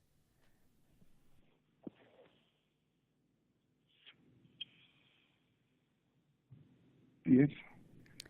Okay. Thank you very much, Cathy. The implications of government spending is that it also impacts on economic growth, because once government doesn't buy as much as possible, that contribution from the government spending is also going to be lessened, and it's creating a vicious cycle of low economic growth out, as well as cutting spending on critical or essential services will also lead to the under-delivery of the commitments that they have set down. And this will also go into the voters' decision. And if they find that the government is performing worse than they're also going to punish. So that's from political perspective here, that they've got a mandate, the government has got a mandate to deliver on their constituencies. And that mandate, it has to be met and delivered satisfactorily. And when you talk about the effects of cutting again, there's cutting that might be good, because if you go to the document from the GTEC, I think it's Government Technical Advisory Service, which is part of National Treasury, it does point out that there are inefficiencies in the government procurement program, and some of these inefficiencies include the pricing of the contracts that need to be relooked, because the document does suggest that prices are set so high, and there is a need for the government to set the price for the goods that they have to buy. So I don't know much about procurement processes, but those who work in the procurement departments, they might have a better understanding of this. So when the GTEC raised this, and I think it was presented to Parliament, they did indicate this is one area where the government can make significant savings. And it was widely publicized that the government can make a saving of up to 36 billion rands over 3 years, and that is about 12 billion rands in a year. When we think about the budget, Dr. Ndou, there's of course also a relationship between what it is that the Minister of Finance announces and what the President has set out as a vision crafted in the State of the Nation address. And the budget is supposed to give meaning to that vision by the President. If we are facing a situation where you do have these budget cuts, that are set to be implemented, what impact is that going to have on SONA? What impact does that have on what is the aspiration of this presidency and what it is that government would want to achieve in the next 3 years? I think there are core priorities which the government will not cut spending on. Remember, the government needs to grow the economy and have an inclusive economic environment. So, which means the government still has to focus on creating jobs and making the economy grow at a higher rate.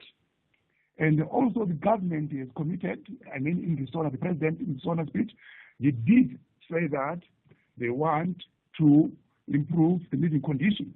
So the budget cannot deviate from that. It's a broad strategy and it has to be implemented. What it means is that it may not actually, maybe social grants, they may not increase by the actual amount that was projected in the beginning, but the objective of improving living conditions, it has to remain. The issue of dealing with logistics-related problems, the government is committed to deal with that, and that has to be sorted out. Because if government has to enable the industries to export more out, they need an efficient port handling facilities. And they cannot sacrifice on that. They need to still go on and implement those. So there has to be some core areas where the government needs to cut, and there's some where the government can also cut. And I think this will be guided by the needs of the departments, which some might be deferred, maybe to the next year. Kanti, I was looking at some of the work that has been done by the Institute for Economic Justice, and one of the points that that particular organization has always maintained is that the budget, if it is seen just as something that must be used, a tool that must be used to balance all of these different needs that the country has, then it will not go far enough in as far as the impact that it should be having on society. And that, the minister should really take a view that this is an instrument, the budget that can be used to transform society. And that if we continue on much of the same trajectory, we are going to produce the kind of results that we have been. So effectively, nothing changes. Do you get a sense that with all of the input that has gone into it this time around, that the depth of the reform, and I use that word in inverted commas, right? Because we still have to hear what it is that the minister has to say, that the depth of that reform will change the fundamentals, that anything fundamentally has changed? And that's a critical question, because one of the things that we are facing now is that we have to, unfortunately, because the money we wanted to raise from that, we're not able to do that. So we're going to have to reduce in some areas. And the question is, are we going to reduce? And the government has committed, as many voices have said, please protect the poor, so that do nothing in terms of touching the grants. But at the same time, we also need to spend money on infrastructure. So we need, for example, money to spend on water resources. We need to spend money on electricity and energy. for businesses, for small businesses, so that actually they are able to actually carry out. I mean, you can imagine that if we don't spend money on the infrastructure and energy, to bring up energy resources, we don't make sure that there's water available for a hair salon, there's water available and electricity for maybe an undertaker, and all of those small businesses that are really critical in our economy and in our townships. Then what is going to happen is that we're not going to create that employment, and in fact, businesses now are having to choose between hiring people to grow their businesses or actually taking that money and investing it in their own solar or in their own generation of electricity and investing it in their own water resources in one way or the other. And that actually obviously is something that as we do that, we are not then able to grow the employment, so that it actually, we are not then turning the tide around where we have been paying all of these grants. Because the whole point of grants, right, is that we are supporting you at this point so that at some point you are able then to be able to actually come out of that system and be able to stand on your own and actually earn a living.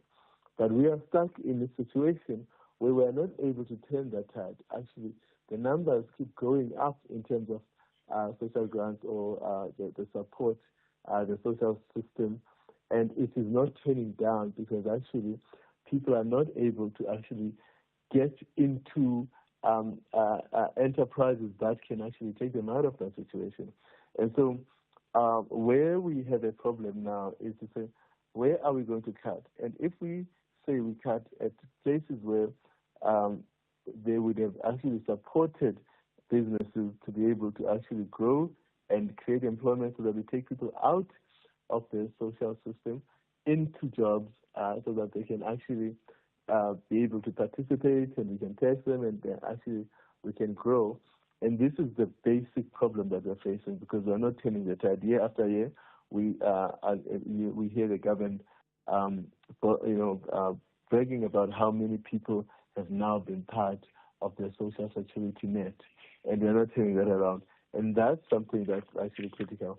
And we also are seeing, and I think this is the third part, is that even in those social grants, we know now that inflation differs from the poor to the rich. So, for example, we know that if you look at the statistics that just came out about inflation, they measure it in deciles. The decile one is the one of the poorest people, the lowest spenders, and decile 10 is the richest. It is incredible because actually the poorest or the least spenders suffer at the latest data. Their inflation is 4.3%, while the richest inflation is 2.6%. And that tells you something about how actually we are not moving forward, we're moving backwards because obviously the people with low incomes are not able actually to forward themselves because of the structure of the economy, and that the government is going to have to do something to provide a way in which we actually turn this situation around where, for example, we provide transport systems that are effective and that are cheap to allow people to be able to to face lower inflation because obviously transport continues to be a big thing, food continues to be a big thing, and those are not the same things where the rich are. So we are confronted with a really difficult situation. This budget has to not just care for what we call the poor, but also care for them in terms of how do we turn them around into productive working people that can actually forward their lives, because we have to actually break the cycle. Dr. Ndo, that really goes to the heart of, some of the biggest problems facing this country, what Kanti has just outlined here, because it takes us to the conversation of unemployment and how exactly we deal with this crisis of unemployment. And again, in as much as all the political parties will acknowledge that unemployment is beyond crisis levels in this country. What we don't have are the solutions that are going to help turn things around. Do you think that there's going to be anything different within this budget in as far as addressing unemployment is concerned?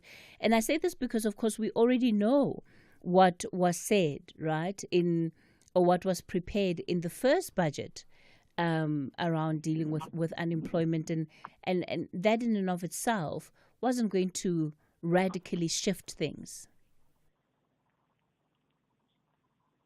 Thanks, Cathy. Yes, I agree with you very much that what was said in the past, and given the numbers, I think they were released, that unemployment is ticked up a bit, if I remember correctly there. So which means we still have an unemployment problem. And I think this can also be attributed to the slow implementation of structural reforms. Because if there is an improvement in the rail logistics, and I think that can also help alleviate the unemployment problems, because if firms are able to export goods overseas and the port handling facilities are more efficient, then for that demand, firms, they need to employ more people. And I think also the issue of electricity, electricity load shedding, I mean by ESCOM, if that becomes reduced, because in the last weeks, I think we had a surprise of load shedding also coming back. So I think if they can work on some of these supply side related reforms, they can also make a small dent in unemployment. Remember, unemployment here, it differs according maybe to the level of qualification. Unemployment for the graduates is very lower compared to those who have got no matric and those who have got matric, which means the jobs that should be created by the economy should cater for all.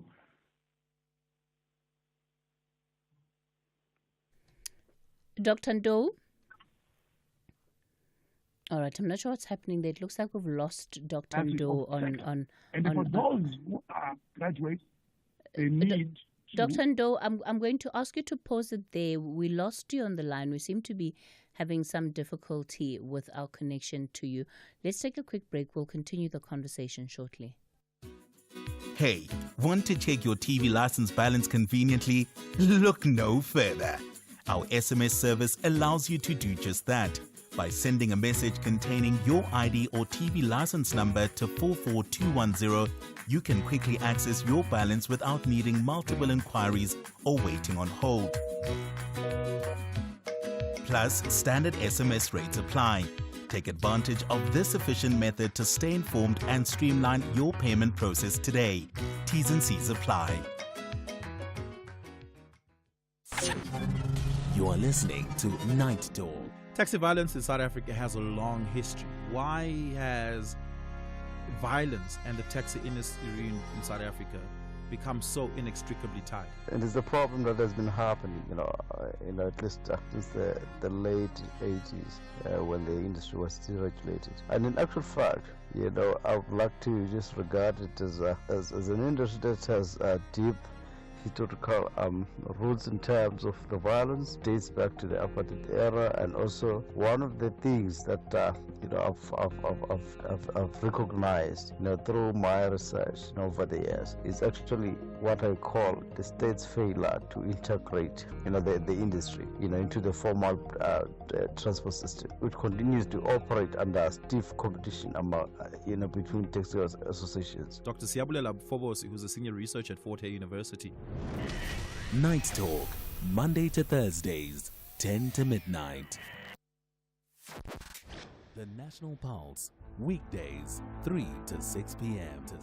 Your first things first, you talk about South Africa's president facing a near impossible task. Why do you say that? Well, I think the great difficulty with what Cyril Ramaphosa has to deal with is the simple fact that it won't just be evidence and logic that ultimately wins the conversation here. He basically has to say, in addition to the evidence in front of us, which obviously disproves everything that Trump believes, what else can he then say in order to persuade him to change his mind? And I think we've seen in the past few months that simply saying what the facts are doesn't seem to get the type of change or the type of reaction that we expect to see from the White House these days. Ashraf Garda on SAFM. The Talking Point with Cathy Mohlahlana. Weekdays, 9 a.m. till midday. We continue the conversation on the Talking Point, focusing on this afternoon's budget. Cathy Pai and Dr. Eliphas Ndou are our guests for this hour. Dr. Ndou, are you back on the line? Good morning.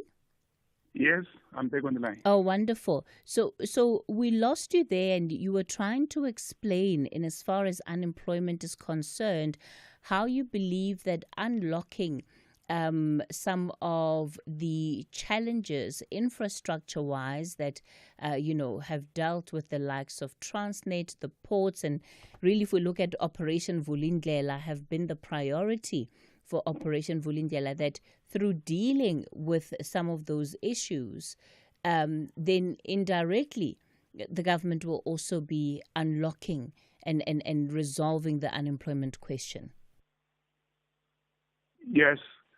Yes, no, that's correct. That's correct. Because the government has to aggressively implement the reforms. And by implementing these reforms, they'll also be dealing with the different categories of unemployed people. Remember, graduates have got the lowest unemployment rate compared to those who have got all matric certificate and those who are matric. So the reforms, they need to also cater for those people who should be employed in the labor-intensive industries or in the agricultural sector.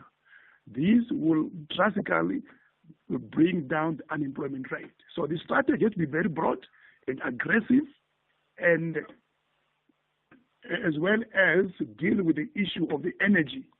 Because right now, the load shedding is also bringing up uncertainty in the economy, whereby people were starting to believe that load shedding is a thing of the past. Industries have to produce, and if they can't produce more, what happens? They have to lay off workers. That increases unemployment rate. I believe that government should aggressively implement the structural reforms, and this will also lead to a big decline in unemployment rate. Cathy, to come back to you then, and perhaps just for you to also begin to share some of your final reflections. Ultimately, South Africans are looking for something that's going to make their lives easier, that is going to not only reduce the cost of living, but it's going to improve efficiencies in government. It's going to just lead to the sense that we are building the South Africa that is the South Africa of our dreams, that gives us something to be hopeful about.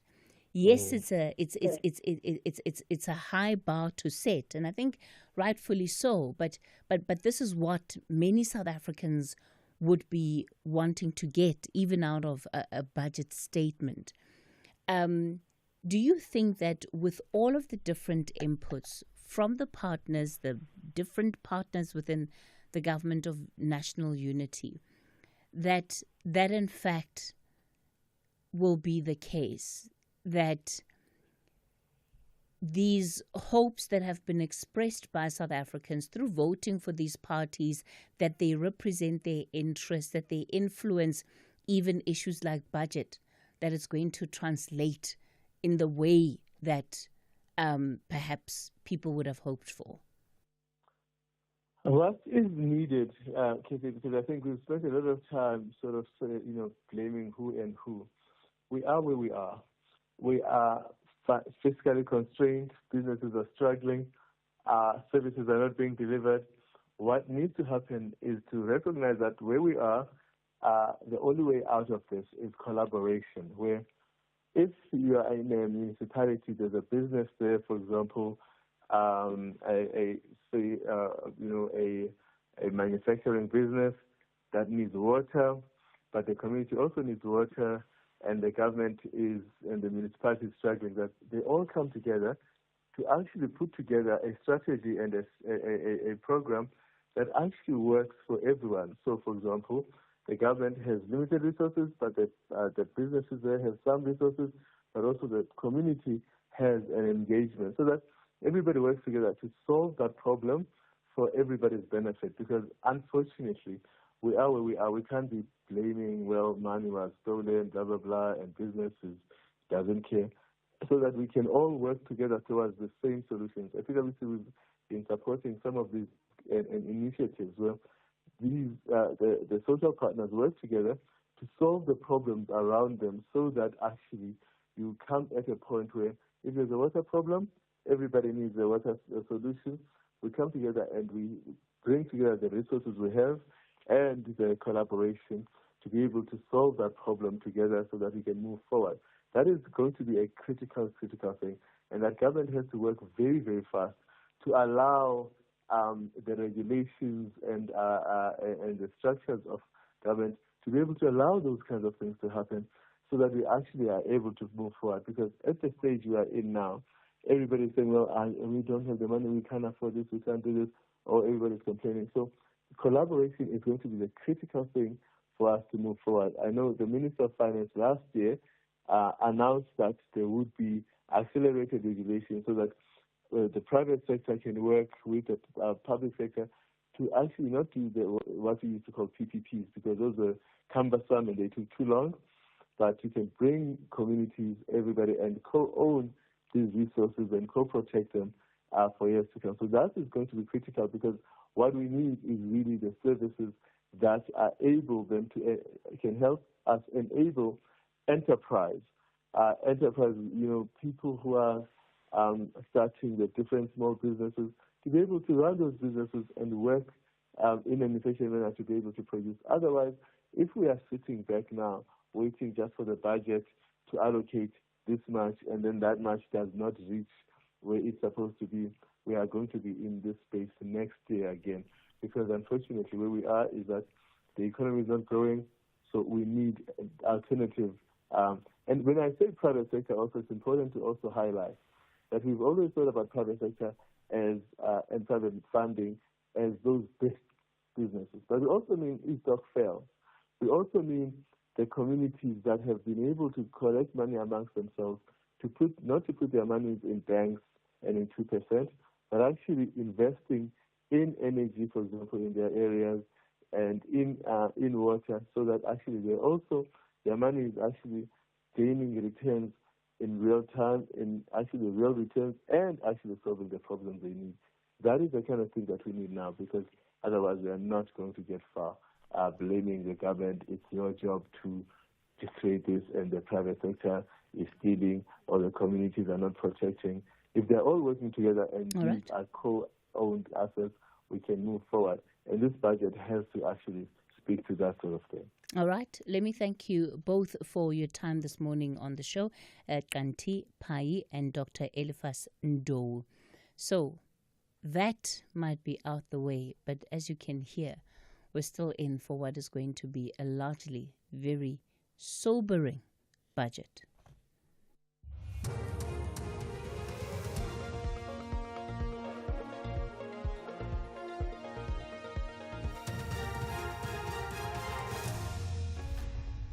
Top stories at 11. Headline inflation increased in April, and cross-examining in the Mayua trial continues in court. For SAFM News, I am Ondelambana, and a very good morning. Headline inflation has risen to 2.8% in April from 2.7% in March 2025. The change in CPI between March and April was 0.3%. The main positive contributors to the annual inflation rate were housing and utilities, food and non-alcoholic beverages, alcoholic beverages and tobacco, as well as restaurants and accommodation services. Nothando Makutulela reports. Inflation for food and non-alcoholic beverages rose to 4% in this period, the highest annual rate since September 2024. The rise in this category was mainly due to higher meat prices, particularly for beef products such as stewing beef, mince, and steak. The price index for oils and fats also increased between March and April, taking the annual rate to 4.8%. Analysts expect a reform-driven national budget announcement that aims to prioritize long-term economic growth.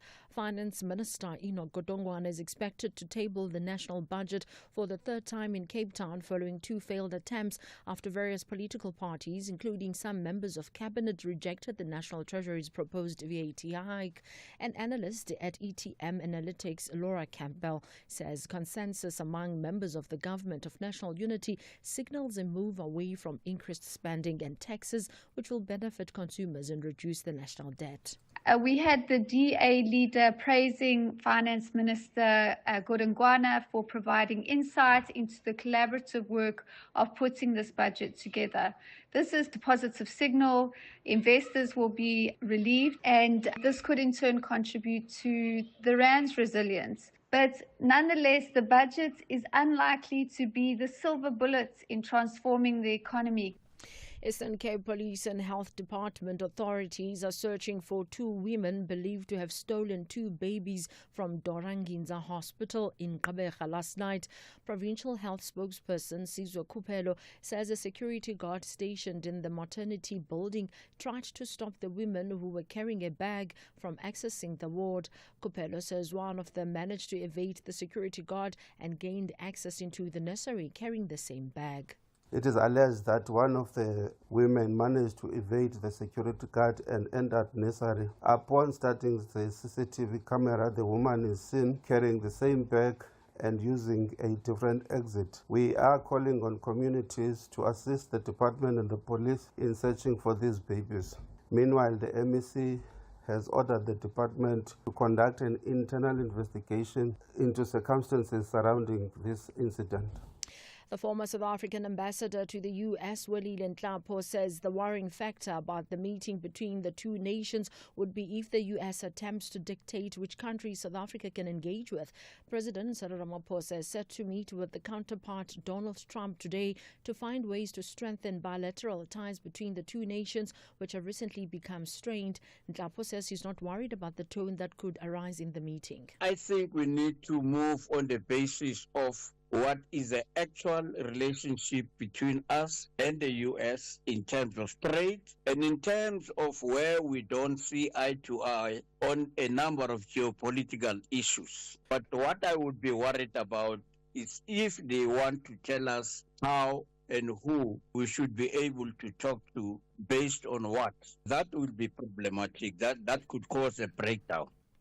Meanwhile, International Relations Minister Ronald Lamula says if the issue of Afrikaners come up during the president's engagement with his U.S. counterpart, he says they will produce evidence that white Afrikaners are not being persecuted in South Africa. There is no evidence to back such. Our stats are them, evidence-based in terms of the police statistics.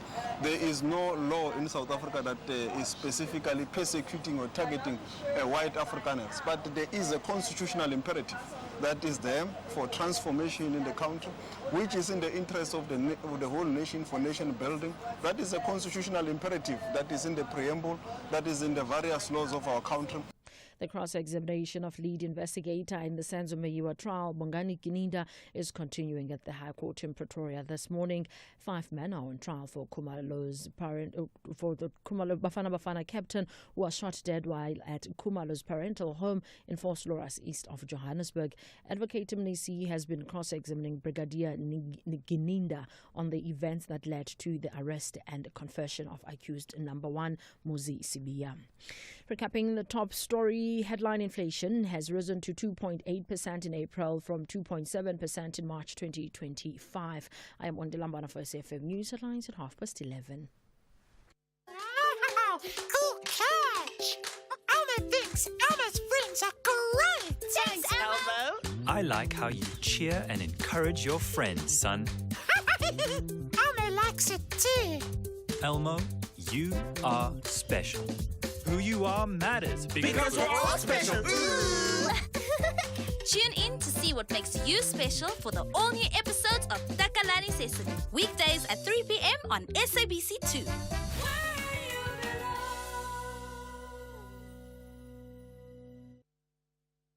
South Africans don't like to talk about Say what? Mara FYI, our financial confidence is... and our financial anxiety, it's an F show. Or is it? See, just talking about our finances can build confidence and make us better at managing them. This is exciting. Welcome to your Fintervention, Mzansi. It's our way to get you talking, laughing, and learning about. Start now at livewithconfidence.co.za. Sanlam. Live with confidence. Sanlam Life is a licensed life insurer, financial services, and registered credit provider. TUT ladies are on a humongous mission to play their hearts out. But Masandawana ladies believe they are unstoppable. This is the Hollywood Bet Super League. Do not miss out on the glittering action of Mzansi's women's football. TUT Ladies FC versus Mamelodi Sundowns Ladies FC on Sunday 25 May at 2:30 p.m. Streaming live on SABC Plus, SABC One, and SABC Sport on DTT Channel 4. Proudly brought to you by SABC Sport. For the love of the game.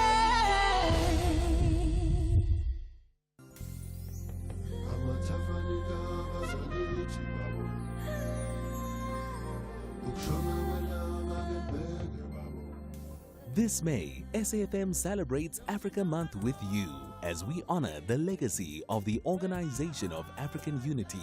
We bring you rich conversations and stories that shape the continent. Join us as we celebrate African pride, unity, and progress. SAFM, leading the conversations that move us.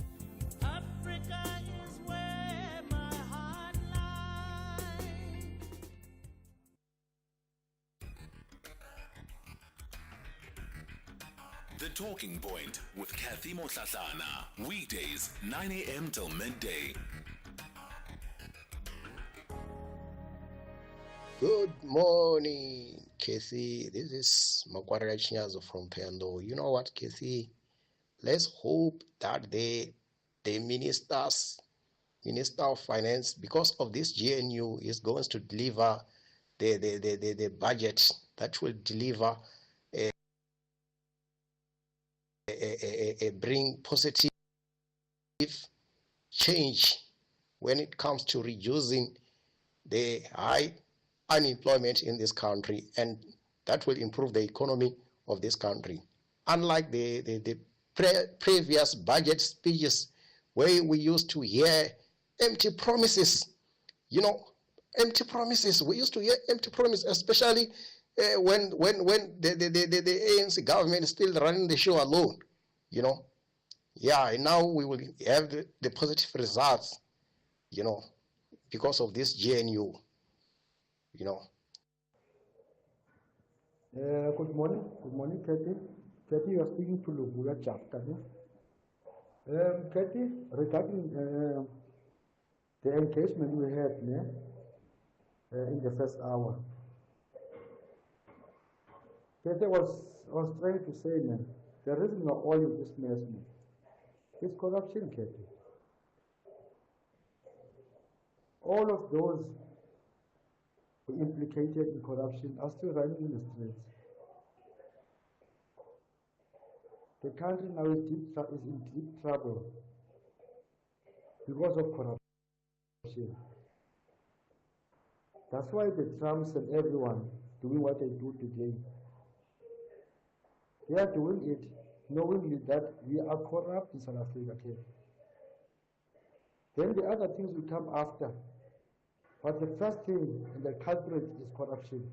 Thank you, Cathy. Good morning, Sis Cathy. Yes, it's Christopher Mloi. I'm from Maholokweng, Harrismith.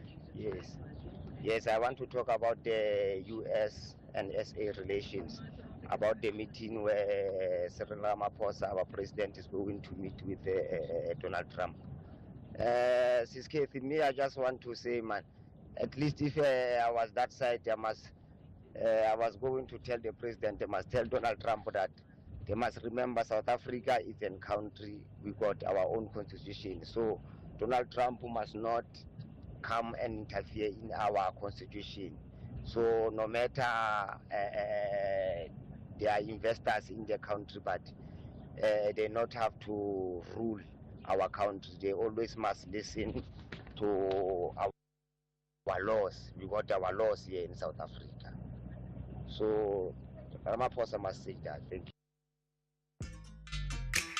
He's short, loud, and definitely not a licensed therapist, but he's asking the hard questions. It's Heart to Heart with Kevin, the only talk show where the guests spill the tea and Kevin spills the jokes. Real talk, real laughs, and real short host. Heart to Heart with Kevin, Wednesdays at 7 p.m. on S3. Cathy Mohlahlana on SAFM.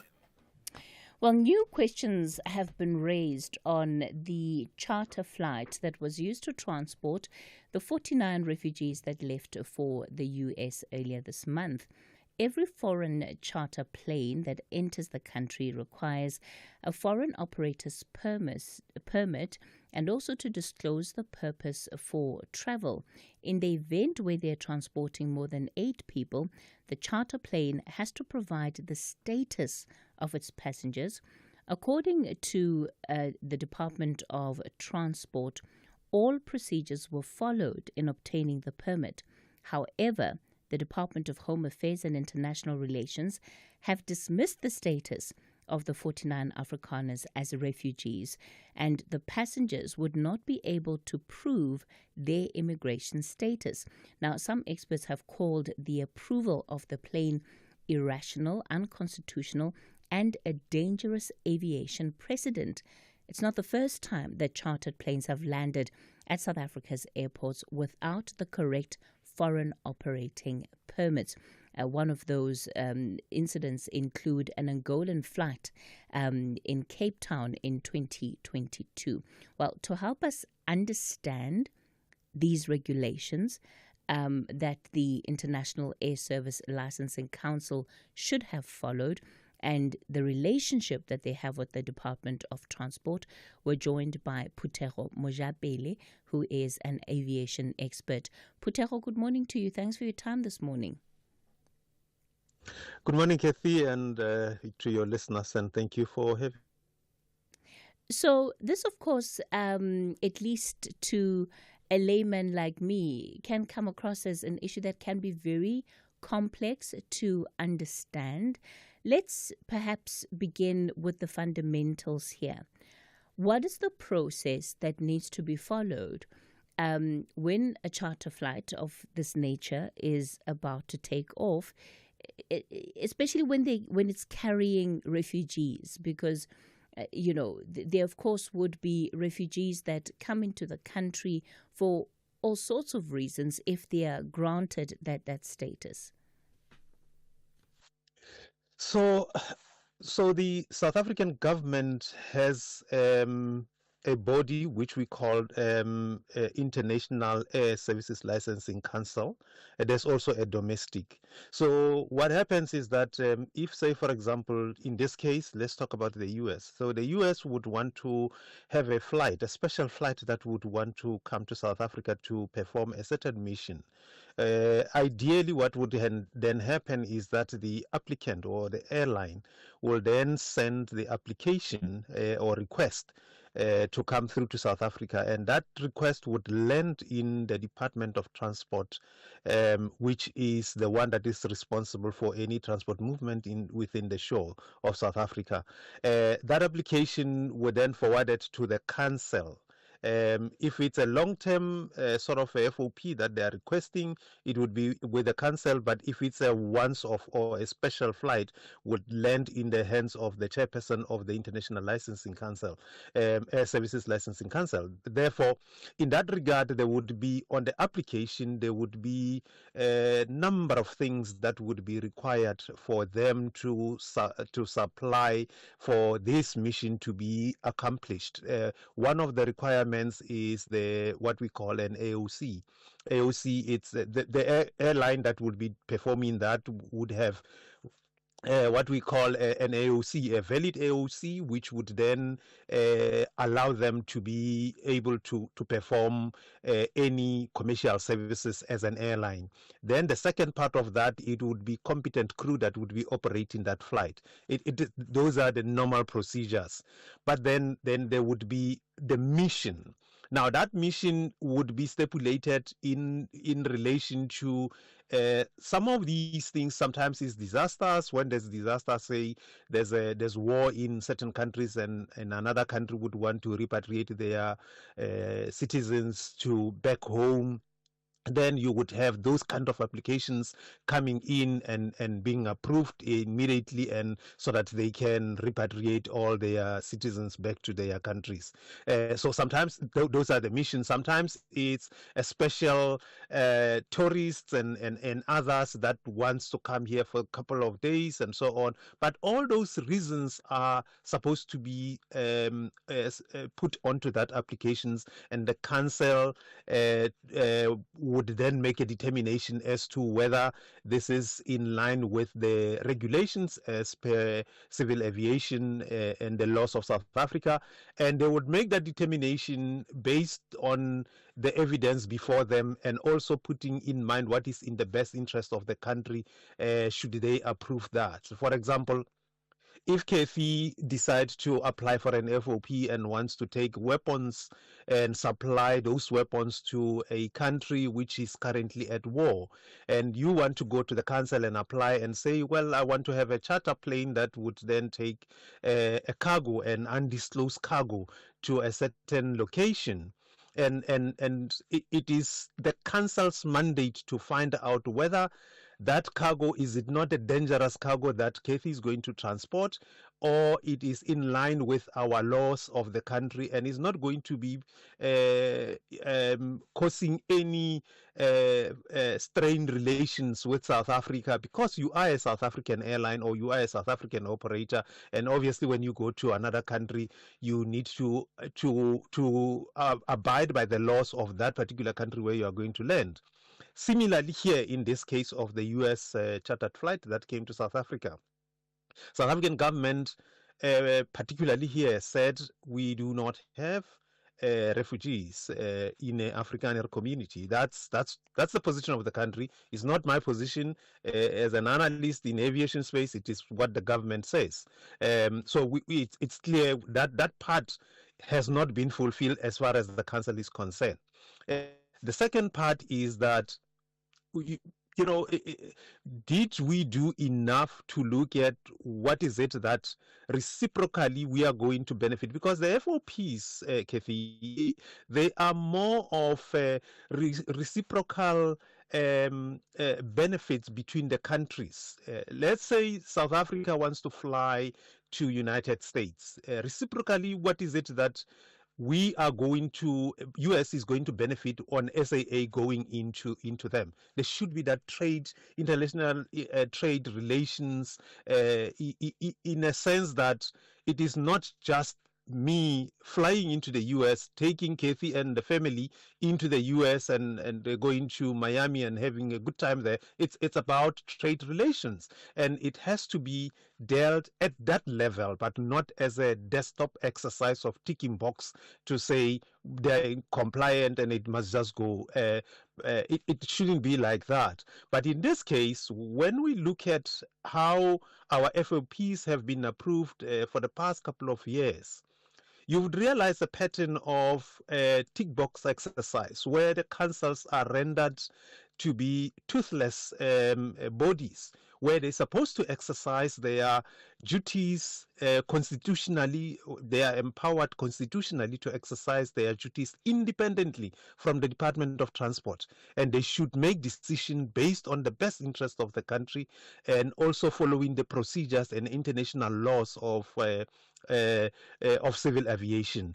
And if all those are not adhered to, why would you want to approve something like that? And in this typical case that I have just cited on this particular flight, is that there was definitely need for us not to have gone at length and approve this FOP that sees us been ridiculed in an international stage, because what the FOP, when the FOP came, it should have been really, there should have been a broader discussion across the board. It shouldn't have been an issue of the Department of Transport Secretariat. That I believe they are the ones that basically took a decision on behalf of the council or chairperson, because the manner in which it was approved and the manner in which all the details of how this mission was conducted was directly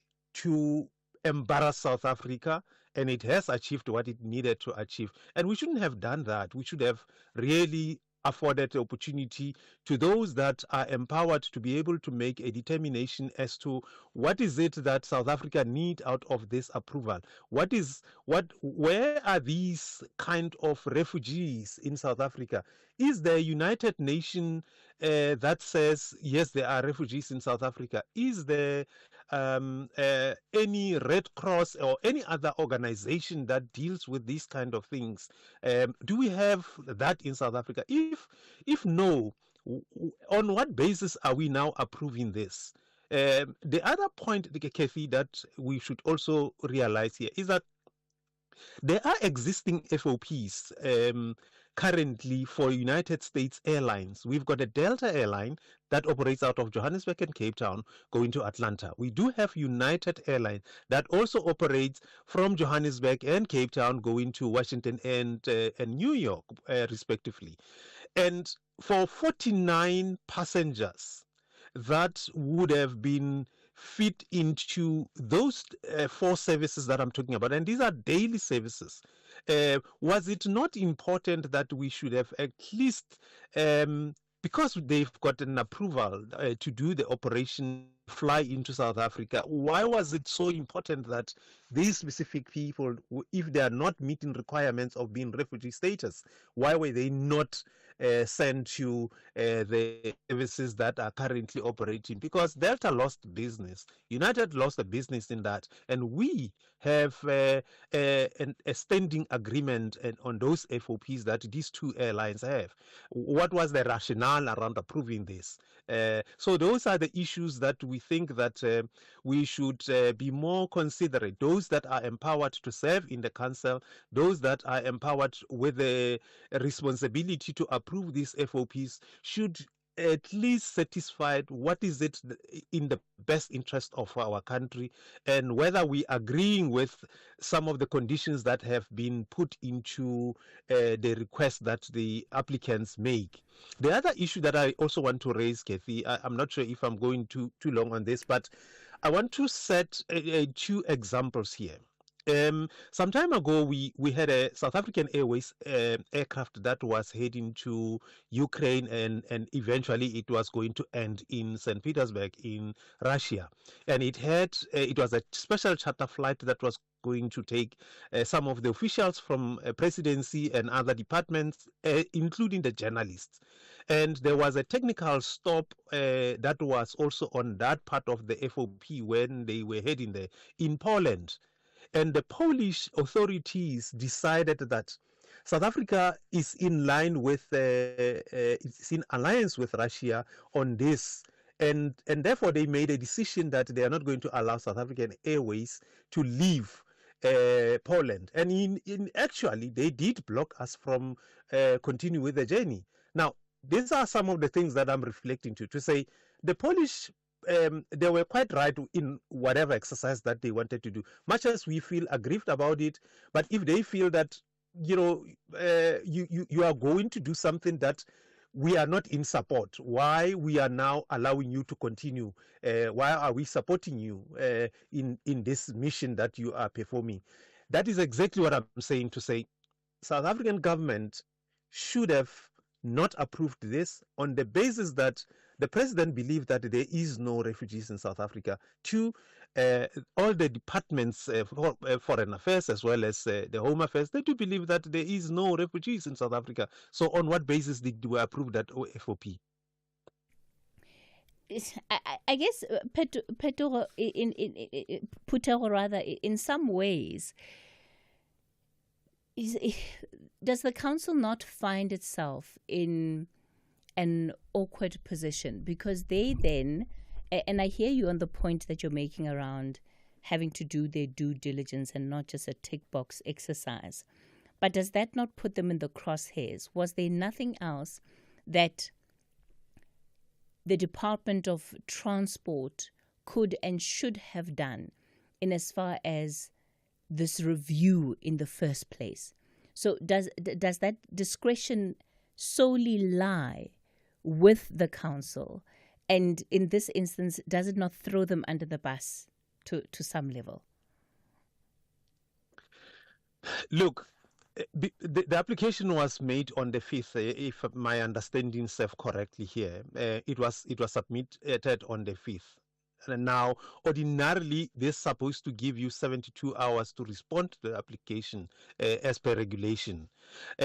Within that 72 hours of that, broader consultation should have happened. It should not be an issue of one person or the department official desktop exercise. It shouldn't have been. This has political implications. Cathy, you and I, you guys in the studio, since this morning you've been talking America. I'm not in politics. I don't know nothing about politics. But what I know for a fact is that there is some political issues going on between South Africa and United States. Every little person who might have an interest in whatever political situation happening in the country should have at least applied the mind to say, this thing is above us. It is above us. Yes, we are empowered constitutionally to act, but it's above us. Politically, it should have. They should have at least allowed their principals, as far as the administration is concerned, to seek an opinion, independent opinion from everybody to say, this is an application before us. We do believe that this is above our payroll or paycheck, and it should at least be assist us, give us a light. There's nothing wrong in consulting when you are saving. There is absolutely nothing wrong in consulting and say, at the end of the day, it's about the country. It's not about you. It's not about anybody. It's about the image of South Africa. So whether the council serves South Africa well on approving that, they should tell themselves. They should answer that question to say, did we do South Africa right by approving that? By just following the law as prescribed by the regulation? Did we do the right thing? Is it in the best of what we can offer South Africans?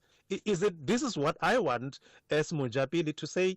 I want to offer South Africa a solution, and the solution that I can offer South Africa is to embarrass South Africa in the international world. Okay. I don't think that any person who is sensible enough would be able to arrive at that conclusion. All right. Thank you so much. That's where we'll have to leave it for today. Putere Mojapelo is an aviation expert. It's 11:30. Time for your latest news headlines.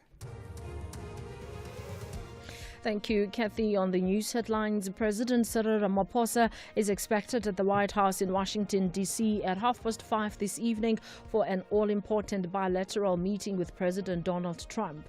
Headline inflation has risen to 2.8% in April from 2.7% in March 2025. The change in CPI between March and April was 0.3%. And the Federation of Unions of South Africa wants, amongst others, for the public sector wage agreement to be maintained in the revised budget. A full update follows at the top of the hour.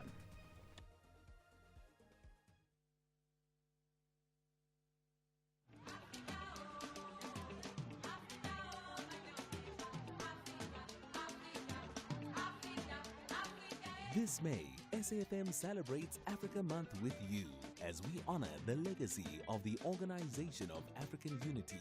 We bring you rich conversations and the vibrant sounds of Africa. Music that moves the soul.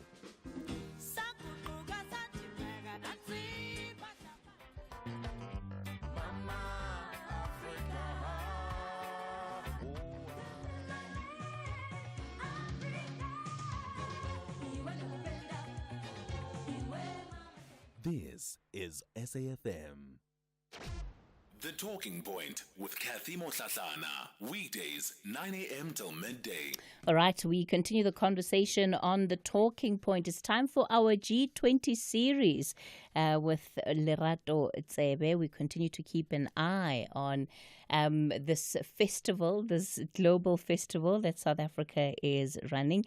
Lerato is an independent African researcher. Good morning, Lerato.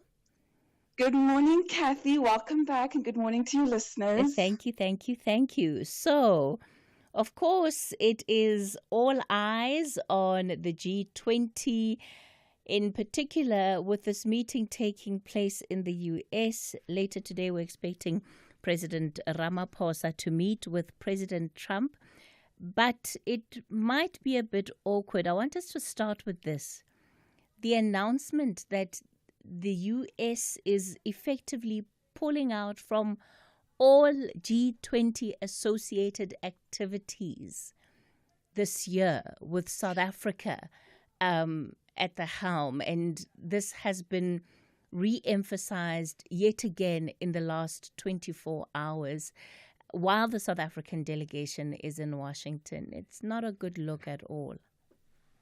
No, it's not, Cathy. And the good thing about it, if there is anything good to take from it, is that this is at their own initiation, it being the United States, and not an initiative of the South African government, who's incumbent host of the G20. I think they're going to have to decide, and rather quickly at that, as we are heading into June. We're reaching the halfway mark for the G20 meeting, if they do or do not wish to host the G20 meeting.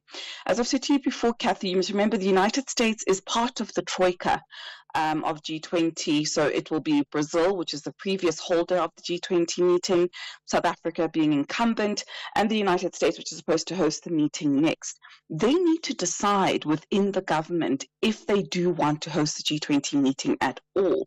Now, if they do, they need to decide rather quickly. So deciding not to participate in the end of May and banning any participation across board for all people from the United States is a bit telling at this moment in time. And I think one of the discussions that need to start maybe being articulated maybe behind closed doors, or even at the next Sherpa meeting, which is coming up at the end of June, is what is the contingency plan? It is an unfortunate situation that we find ourselves in. However, these are not the quality of decisions for the South African government to make. On the other side of the pond in Europe today, the third European African Union ministerial meeting, it marks 25 years of EU-AU relations. What's on the agenda?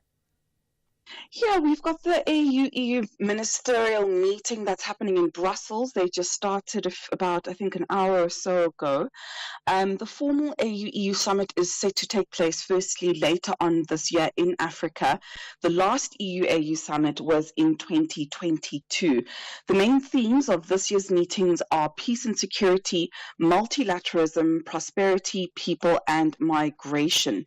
Now, one of the four pillars of the EU-AUE partnership, is they want to see a prosperous and sustainable agenda for Africa and Europe. They want to see renewed and enhanced cooperation on peace and security and governance. They want to see enhanced reciprocal partnerships for migration and mobility. And also, more importantly, a stronger commitment to multilateralism. The meeting that will be held later, AU-EU meeting that we held later on this year, Cathy, will be the 7th meeting, and this year marks the 25th anniversary of the EU-AU partnerships. There has already been a draft joint communique that's been agreed upon on behalf of all member states being present, and the chairperson of the AU Commission, Mohammed Yusuf, is present. The meeting is being co-chaired by the EU Chair for Foreign Affairs, Kaja Kallas, and the Angolan Chair for the AU Executive Council, Mr. Teto Antonio. There's going to be a big focus and a big push, I think, coming out of the EU to sort of lure in and sort of pursue, should I say, far more stronger relations with the African continent as a whole, given what's happening within the continental United States and just the general state of multilateralism being in constant flux and shift right now. So I think it should be a very positive engagement. Our own Deputy Foreign Minister, Ms. Thandi Moroka, is also present. She arrived this morning in Brussels, and I did see her shaking hands. I think it was with the Romanian Foreign Minister earlier on. So let's hope that it goes well. Today is also day one of a 2-day W20 or Women's 20 Inception meeting.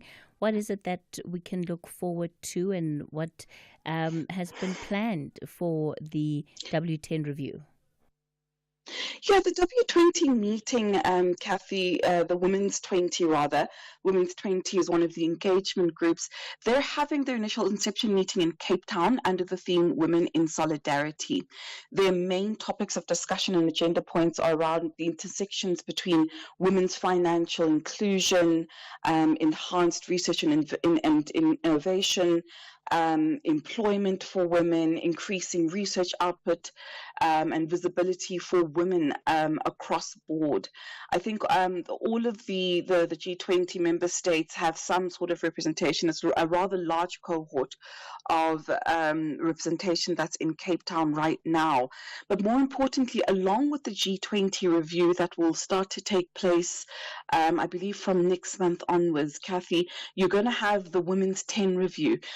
So they're going to essentially be reflecting on the Beijing Plus 10 meeting, which happened about 20 or so years ago, sort of really inscribing the rights of women, manners and mechanisms within which to advance women's rights, women's visibility and inclusion across all society and across all respective spheres. So they've got quite a lot to be discussing in the next 2 days in Cape Town for the W20. And then finally, let's talk about what's next then on the G20 schedule. We've got a lot. It's a busy, busy week starting next week, Cathy. We've got the 3rd Development Working Group meeting. You've got the 2nd meeting on the bioeconomy, 2nd Working Group meeting on education, research and innovation, and employment working group. And all of these meetings starting Monday will take place across the country. All right. And Lerato Tsebe, maybe let me just lean into your expert analysis on, on all matters international affairs. And I say this knowing and being reminded of the times when we were in international relations class together at Wits University. So, in a world where there's shifting interests and it's a political game, if you were advising the president, Cyril Ramaphosa, and his team going into that meeting with Donald Trump, how would you say they should approach it, Lerato? I think, I was thinking about that last night, Cathy, before I went to bed. I think he must just remain calm. The one thing that the president does very well is remain calm. He is an excellent strategist. He knows how to play negotiating games, negotiating tactics. But I think also the one thing that we've never really seen, I think, as South Africans in public coming from our head of state, is high-level theatrics. And I think he shouldn't sort of showcase that within the Oval Office later on today. I think he's really thought and applied himself and prepared himself prior to this trip and has the team. I think they're looking forward to have a multi-tiered agenda ranging from the political question about Afrikaner refugee status to trade, discussing AGOA, to economics, now just wanting to discuss the Starlink deal, whether it does or really doesn't exist in real life. I suppose we'll know by the end of today. So I think there's quite a number of layers to the discussions that are going to be happening today. My primary point of advisement for the president would be to remain calm. I think, Cathy, we have a lot to offer as a country, not just to the United States, but to generally within our standings in various fora, in international fora, And I think that he should just remain calm. And, it should the inevitable theatrics that are notoriously associated with the Trump administration transpire, I think the president should stand his ground and articulate our position, and also, more importantly, articulate his non-negotiables and not capitulate on things that we value as a country and as a constitutional democracy. So that's what I would advise him to do. Lerato Tsebe, let me thank you so much for your insights, your time this morning on the G20 series. Thanks. Okay, you heard it. President, regardless of what happens, the show, the spectacle of it all, refuse to be drawn in. Do not get drawn into it. Keep steady, keep calm. It's actually some good advice because we know that the counterpart that the president is meeting with is not really known for his calm demeanor, now is he? That brings us to the end of the talking point for today. Yeah, next 24 hours, stay glued to the radio. Make sure that you're tuned into SAFM, but also, check the live streams, particularly of that interaction. I'm sure we'll also be carrying it live here on the station so that you don't miss out on any of those interactions. There'll be plenty for us to talk about tomorrow, and we still are going to have the budget tabled later today. It's a wrap from me and the rest of the team. We're back with you again tomorrow between 9 and midday.